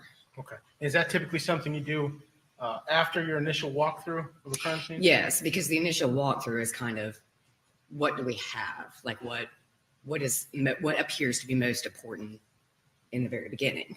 Okay, so the video, would that be absent evidence placards at that It point? would be, yes. This video is like the first kind of like official walkthrough from the forensic services unit, so we have some sort of idea of what matters. Yeah, at this point, we can publish that video.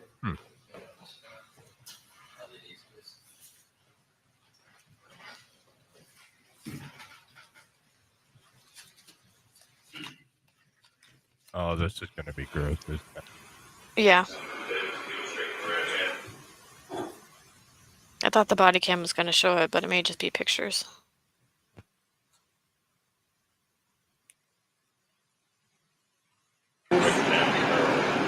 Okay, or maybe a video. I'm going to look slightly to the left because I'm still eating. As you can see from the crime scene tape, it's very windy, and that's going to matter in just a minute in the video. It's very windy that day, so in the video, in just a moment, you're going to see why that matters, because this is something that we would not normally do on a scene that's about to happen. That would probably be, yeah. So where I can kind of explain what we're coming to as we come to it.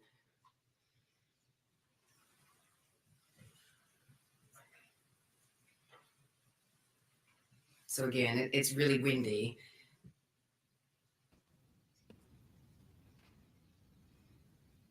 And this is just like approaching the garage. Why does the wind matter? This marker is on its side to mark. I don't know. This piece of evidence, and it's so windy it blows it over. And so I'm using my gloved hand to grab it and put it within, like inside the garage, to keep it from blowing away again. Oh, she moved evidence? Mm-hmm. So this is approaching through the garage.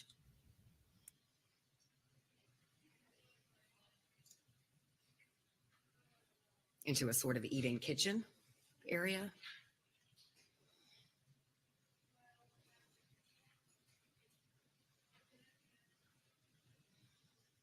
Hey, Josh.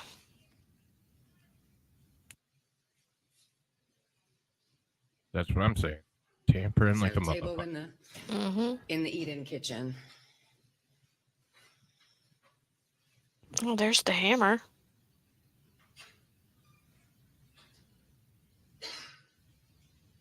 Why is there money on the table? That hasn't been civil asset forfeited yet. Floor.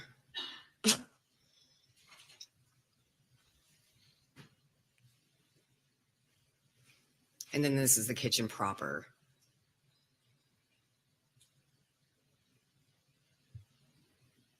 There's the pot. Oh. So it's important to note here Open that the stovetop is on in this large stock pot. Yeah, it is. Huh. No.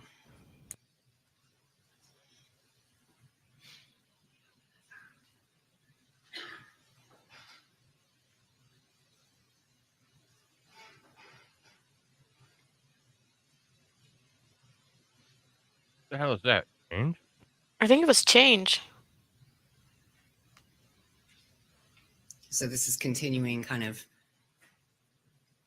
to the other side of the kitchen counter.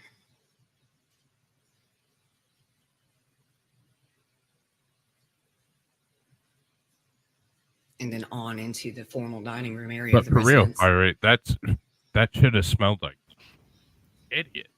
Yeah. You'd think if you're explaining a crime scene, you would have certainly said something. Mm-hmm.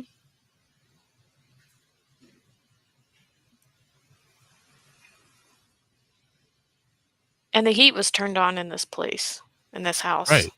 It was like So- 90 degrees or something, Yeah. wasn't it? Mm-hmm. That's not a lot of guns. Oh, they're the guns. Never mind. I don't know if they're. I mean, there's I think cases. I cases, don't know if they're yeah. guns. But they talked about how there being a whole bunch of guns on the table. I was thinking like, I you see know, 3. like, yeah, like more than 10. Yeah. That's how I saw it in my head too. Is like there was like a pile of guns. Yeah, but 3, that's So not a this is lot I'm of stepping guns. into the foyer of the residence. This is the front door. I have 3 on my and it desk faces right the now. street. Fuck. I have 1. And here I'm noting that the heating unit for the house, for the downstairs of the house, is set to 90 degrees. And it was very, very warm in there. And that's the front door and some miscellaneous groceries Fire. I was that in are sitting in the floor. Louisiana after one of the hurricanes, and that's There the worst were? thing I've ever smelled. Oh.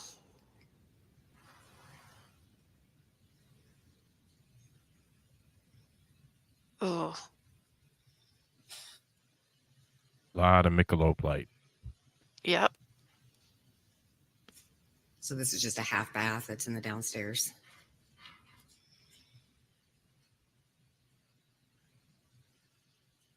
So now if you're eating, I would warn you not to eat. I have 1 bite left. I'll take the chance. Well, they're about to go upstairs. Okay. 2 in the last bite.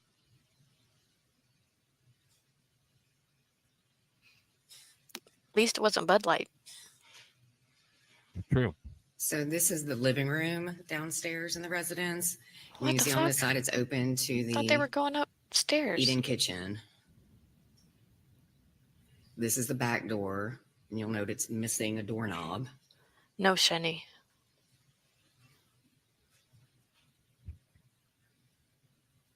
Hey, Composer C.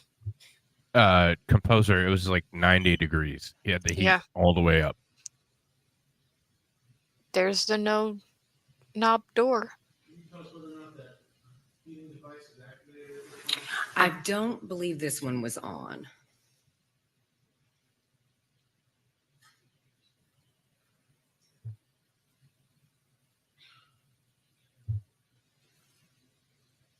That vain bitch. She just took a picture of herself in the mirror. So off the living room here is this kind of little office area. So that's what that next doorway is.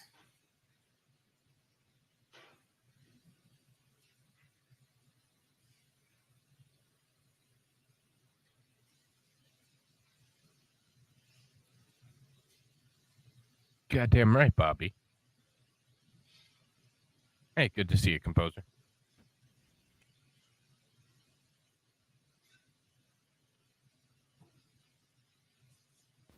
Wait, I didn't see a turd on. I don't think the dog was in the laundry room, so I don't think it was the dog. Or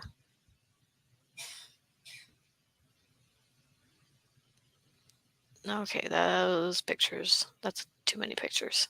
That's creepy. Yes. Oh, they're everywhere. Mm-hmm.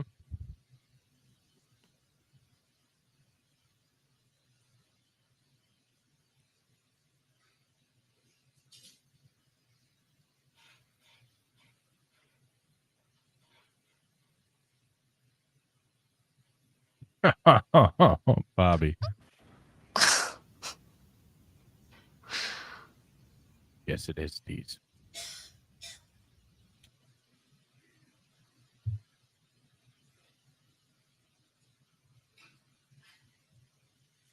Maybe. No, it's. I don't know. I can't tell what that is. I was gonna say it was a blood spot, but they would have marked it.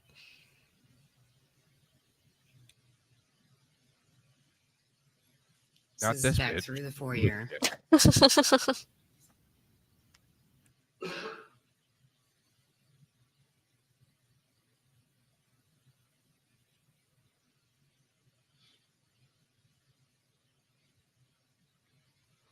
I'm gonna come. Oh.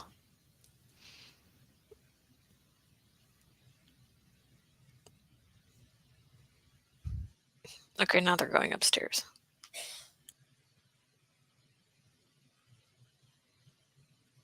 So there's some reddish brown staining right here. And we refer to things that we believe to be blood as reddish brown staining in forensics before they're tested and confirmed by a lab to be blood. You so stupid. If you hear us refer to RBS or reddish brown staining, that's what that is. So here's more RBS down the side of the wall, and here at this gate, and on the banister as well.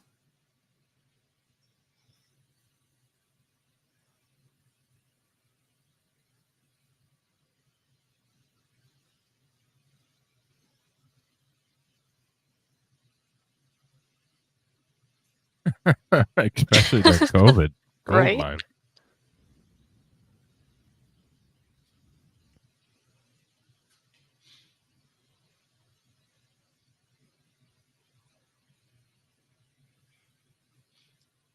So this is just the landing at the top of the stairs, just kind of small, almost foyer type area.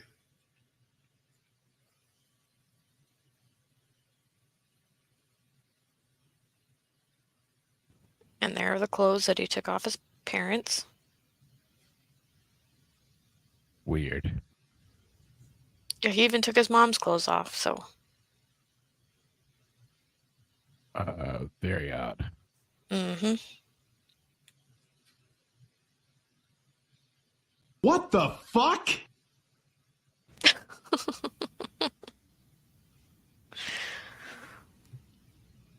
Oh, raspberry There's more jelly. reddish brown staining on the wall.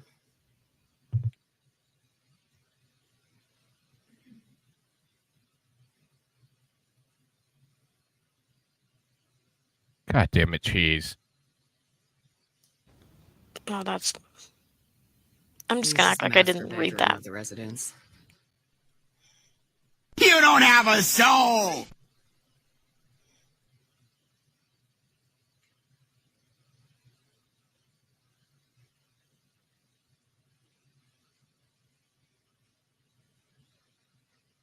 And I know we had to turn the volume of the video down so that you could hear me speak while I describe it, but the sound in the video changes at this point. There's a loud noise in here because there's a heater on and blowing within the room. Gotcha, bitch! Whoa. Yes.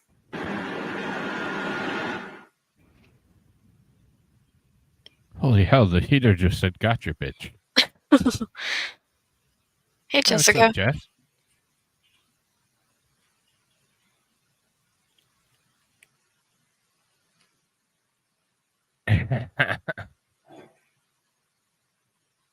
You can see the bag moving right there in the breeze being put off from the heater. It was turned on I think at the highest setting it could go. All right, one more time. For your discretion, we're about to see bodies. Mutilated bodies. We've said that like 10 times. I know, I just want to make sure. Because as soon as they show it, everybody will have like 6 people.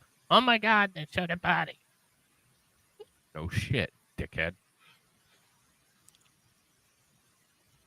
While I'm waiting. Yeah, in the blue containers.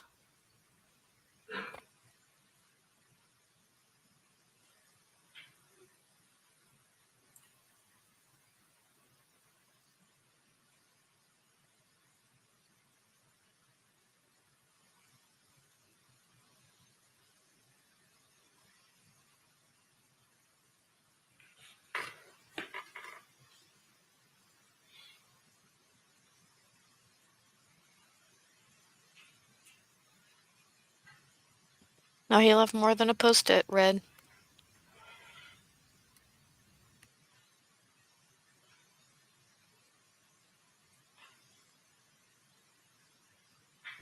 That's not the to-do list yet.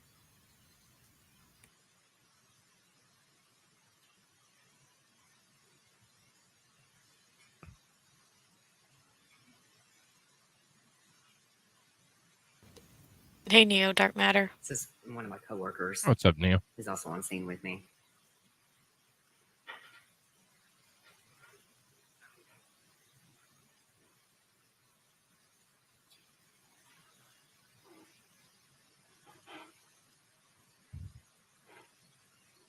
So this Oh is the heater shit, that was he did on. do it Dexter style. Big plastic down everywhere. Yeah. Wow. Yes, it is set to the number 3 setting, which is presumably the highest fan setting on it, like a fan. And this is going into the master bathroom. Oh, yeah. Huh. So what you're seeing here is They blocked plastic it. sheeting that's on the Oh, you ground bastards. in 2 large Rubbermaid type Fuck you, long tubs. cock. And this is a shower with a hose attached to the top attachment. The shower head has been removed and a hose has been put there instead, like a garden hose type of thing. So the bodies are in those blue containers. Yes. Kind of okay with that. Don't tell them. Yes, those should be the torsos. In your own words, I know it may be difficult, but you could describe to them what they would choose there. I don't remember where his dad's head went, though. It was It may be in one of those totes. liquid Gross. with pieces of human body in it, in each of them. Both tubs had body parts in them and they were kind of bulging on the sides.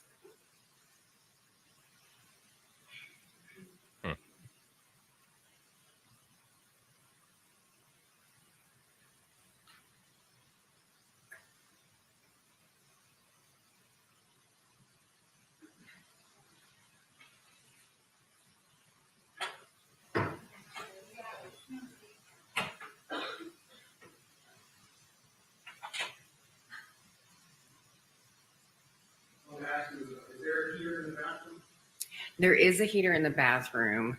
At this time, it's not on. But the master bedroom area of the house was definitely the warmest part of the house. And the upstairs was even warmer than the downstairs of the house. So to the best of my recollection, the only heater that's on besides the central heat and air units is the one here in the master bedroom. See, this is the heater I was talking about that's in the master bedroom, but it's turned off right now. It's unplugged.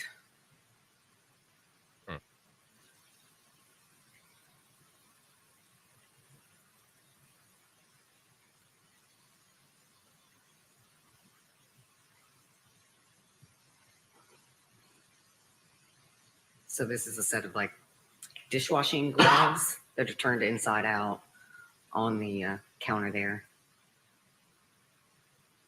This is the rest of the hose. This is back through the master bedroom.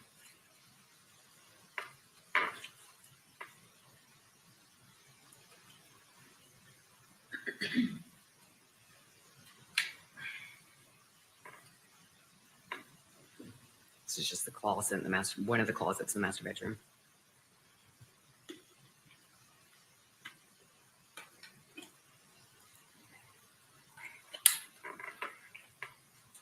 Now we're walking back into the upstairs foyer.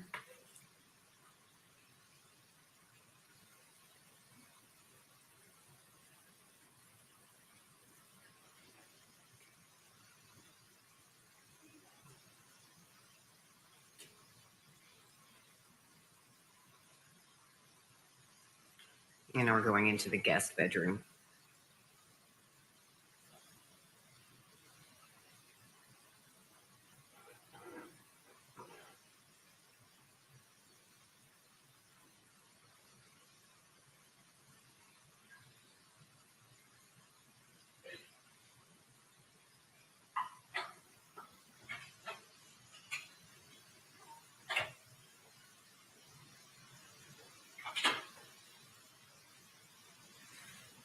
There's more reddish brown staining in the floor.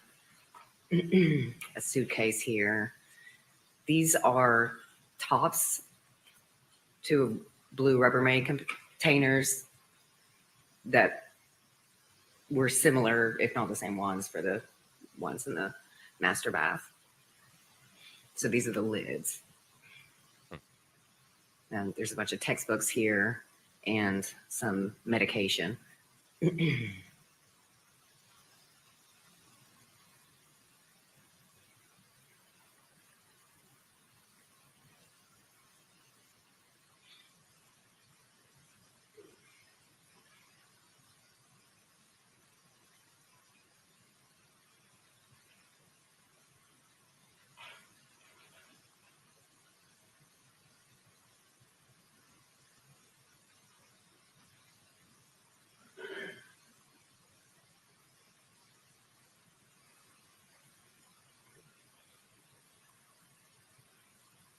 This is a dresser. There's like a box of bullets there, box of gloves that's been opened, a container of hydrogen peroxide. It's food grade hydrogen peroxide with some reddish brown staining on it.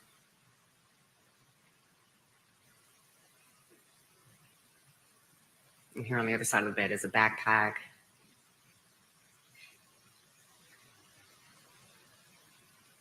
And then moving towards the bed, there's some reddish brown staining on the bed and a laptop computer.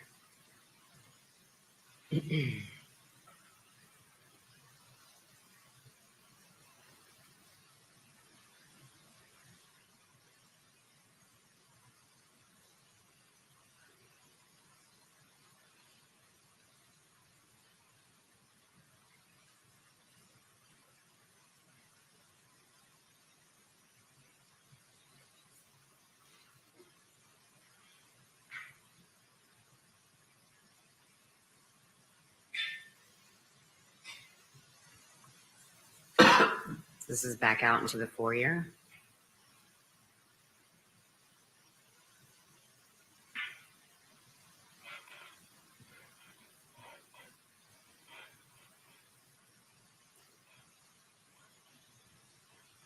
And this is the upstairs temperature control. And it's at 95 degrees at this point. Damn. Yep. So this is kind of across the hallway from the guest room is a room that I think we refer to in our notes as a storage room.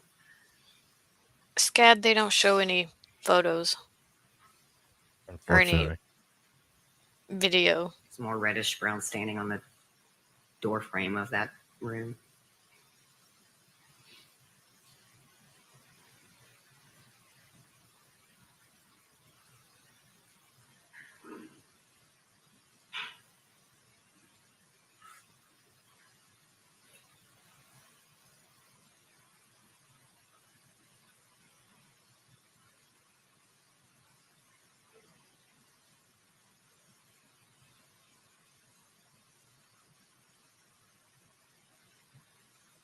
Sure didn't look like they were moving out.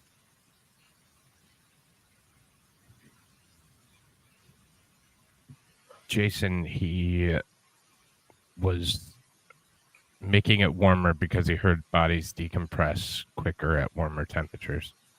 Decompose. Is that what I just said? You said decompress. My apologies.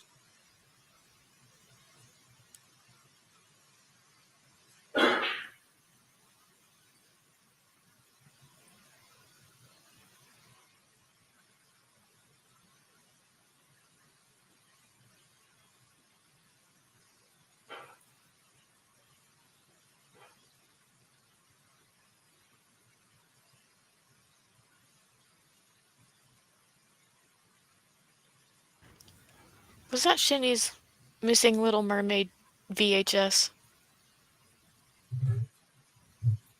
Awesome.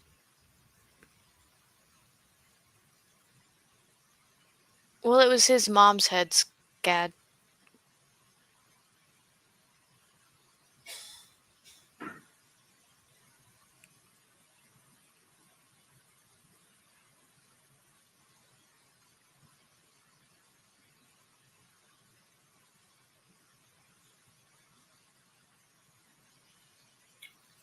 Shinny, I don't know. I couldn't see it.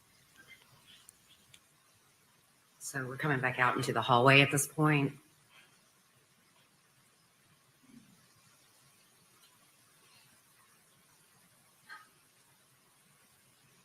And there's a bathroom on the right, a laundry room on the left, and straight ahead is kind of a bonus exercise room kind of thing. It's over the garage of the residence. Bonus. With more body.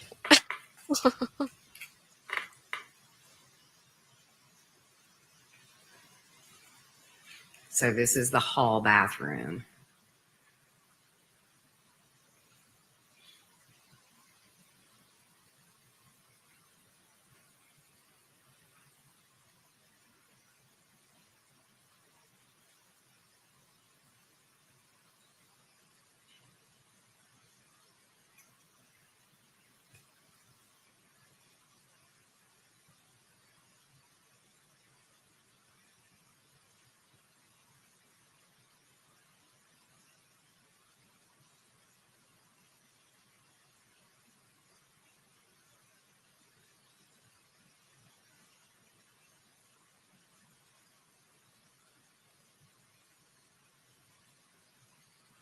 It's a pile of clothes and towel on the floor.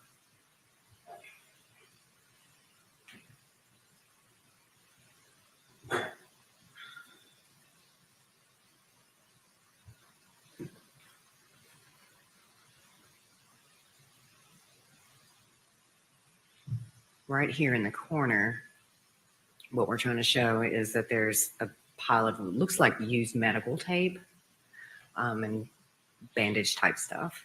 That's right. I think he cut himself. Oh, okay.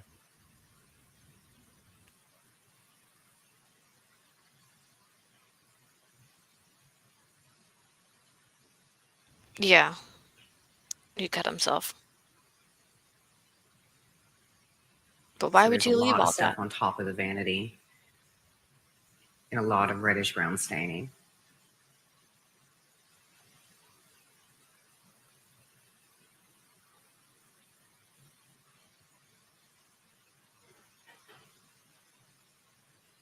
I know they are red.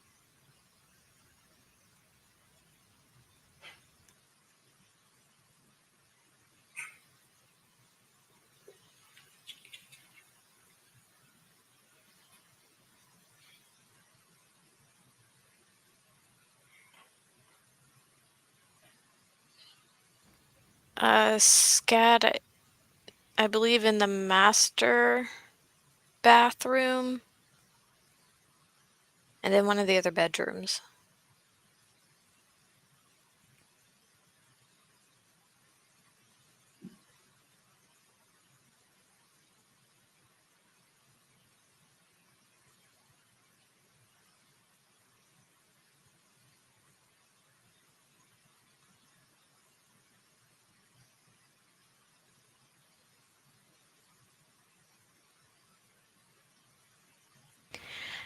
I can't remember if it was.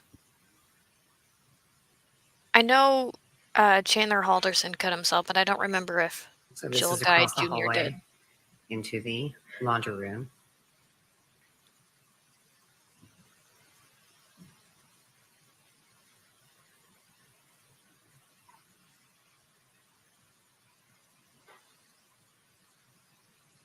Knock off K-Bar.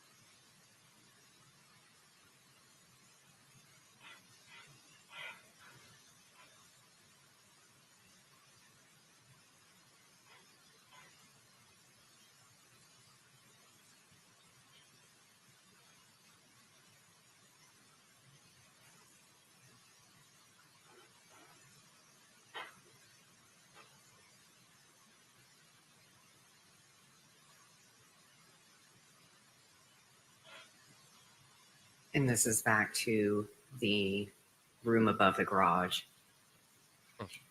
Looks like it's set up as an exercise room / possible guest room.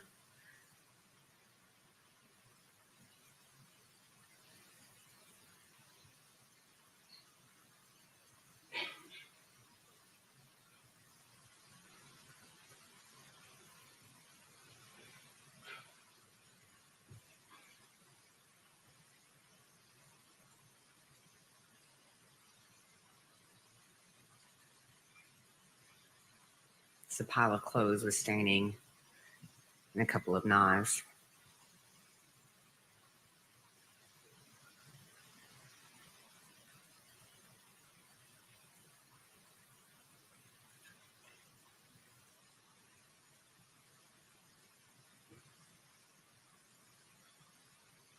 This is a large amount of reddish brown staining. And right back here at where this overturned Bowflex is. Bowflex. Right here was a set of what appeared to be male human hands that were severed from any other part of. They were just the hands. I think they show the pictures of the hands in the autopsy photos.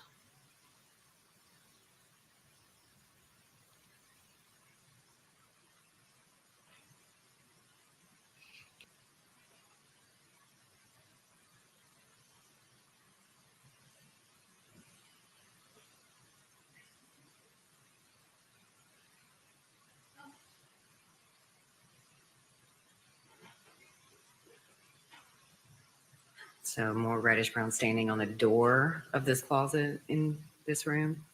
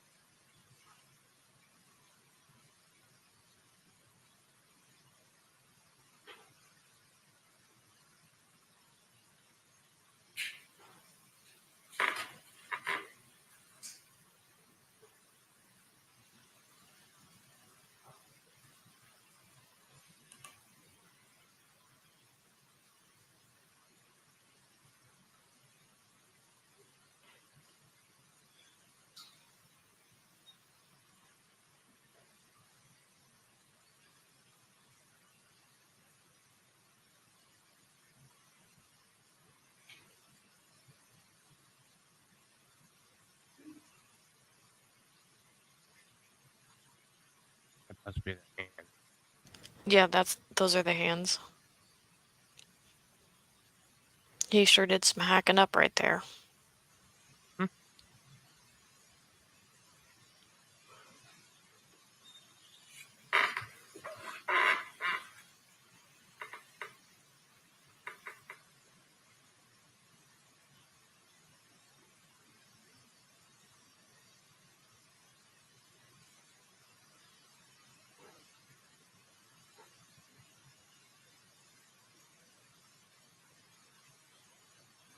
Yes, cheese, he did.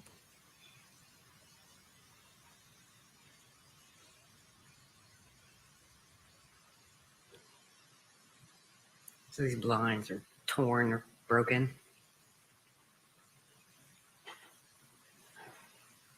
And this large amount of staining here in the corner.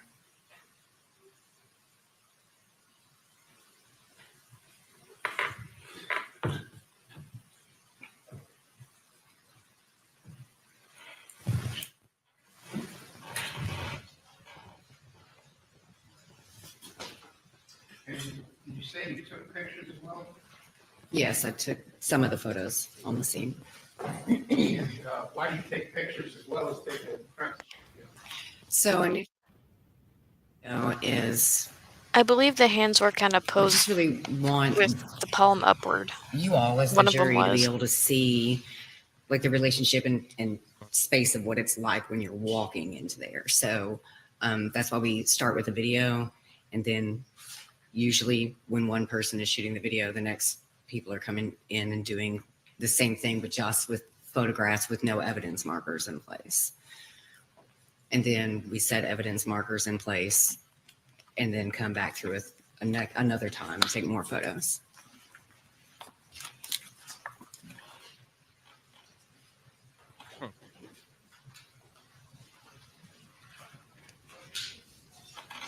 Hey, Cheese, send them to me on Discord.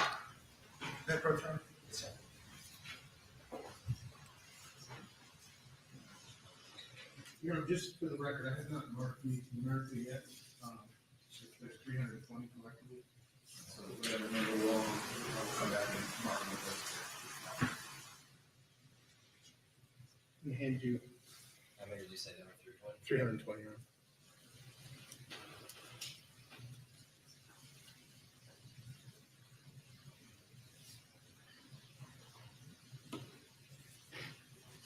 That number range, right? Oh, it's 12 through 331. Okay. I'm gonna hand you what's gonna be marked exhibits. What? 13.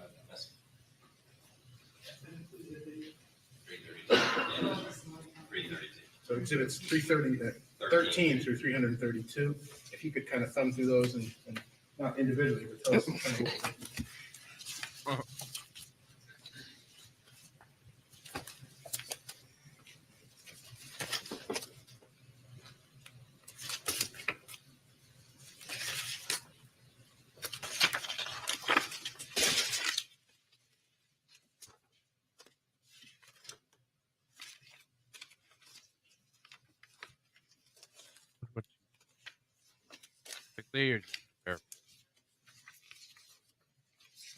What?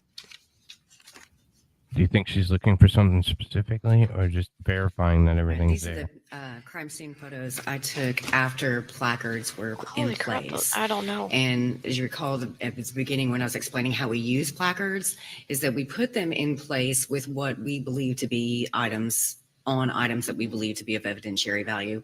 Sometimes more items become apparent as we've gone through the scene. So keep that in mind, and I'll try to explain that as we get to it if I find things that did not get marked in the photos that I took. And at this point, we move exhibits 13 through 332. Any objection? I don't believe so, but I can't say. I know we've gone over the pictures. I don't know what each of those 320 are, but I know we've set guidelines, so I assume that they are within what we had agreed Subject to to. our previous orders. Yes. They are. They do comply with the order. Very good. This is the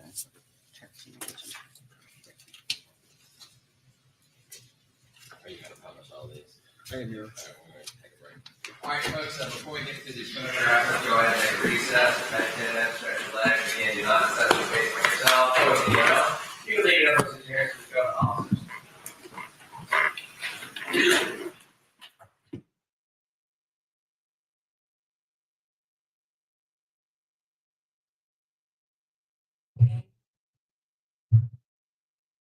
I think that's. I thought he came back real quick, but maybe not.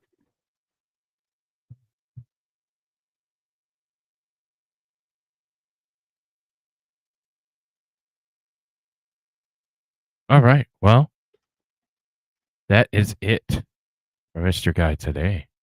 Mm-hmm. So this creepy fuck. Jesus. Yeah. So we saw the crime scene. We saw that kind of stuff. We will next week go over the crime scene photos with the same police officer. And we'll probably get to the evidence as well. So kind of where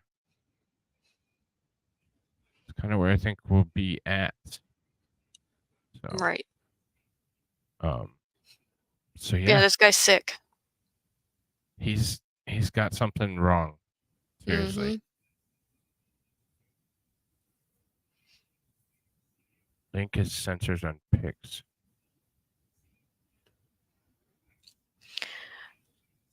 Not all the pics read.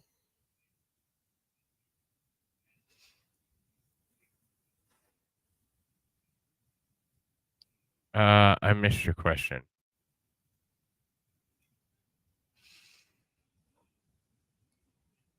Does a dead? Oh, I'm not reading that. Yeah, I don't know. I've never had it.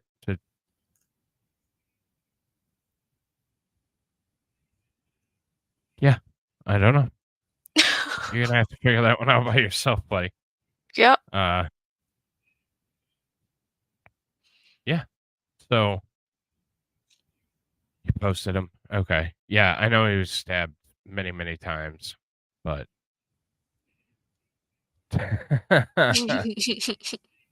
well, I mean, there's a difference between stabbing things that many times, stabbing your parents that many times. Oh.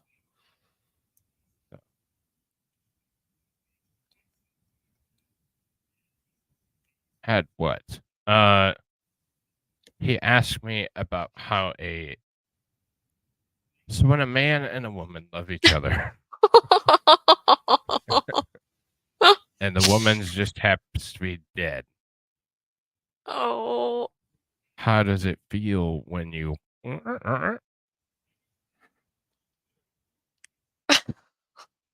And I just don't have a good enough frame of reference to know.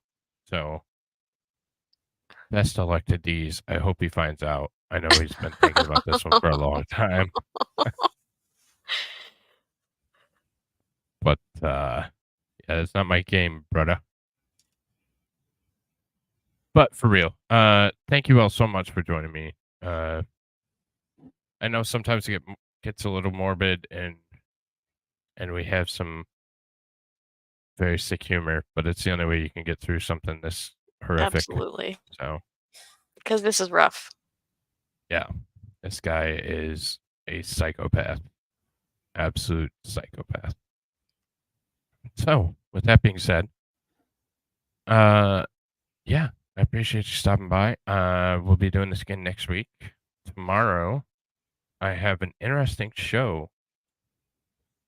It is Science Tuesday. We're kind of gonna wrap that in, but we're going to be doing Hawaii wildfires, the Biden administration, and all that stuff. So, yeah, but we have fun. So yeah, we'll catch you tomorrow, and then Wednesday will be the day off. Thursday, which means I'll be streaming probably Trump's indictment. Thursday, news and movie night, and then we just go into the weekend. So I will catch you all soon. Thank you, Dog Momma, for joining me for another fucked up one. You're welcome.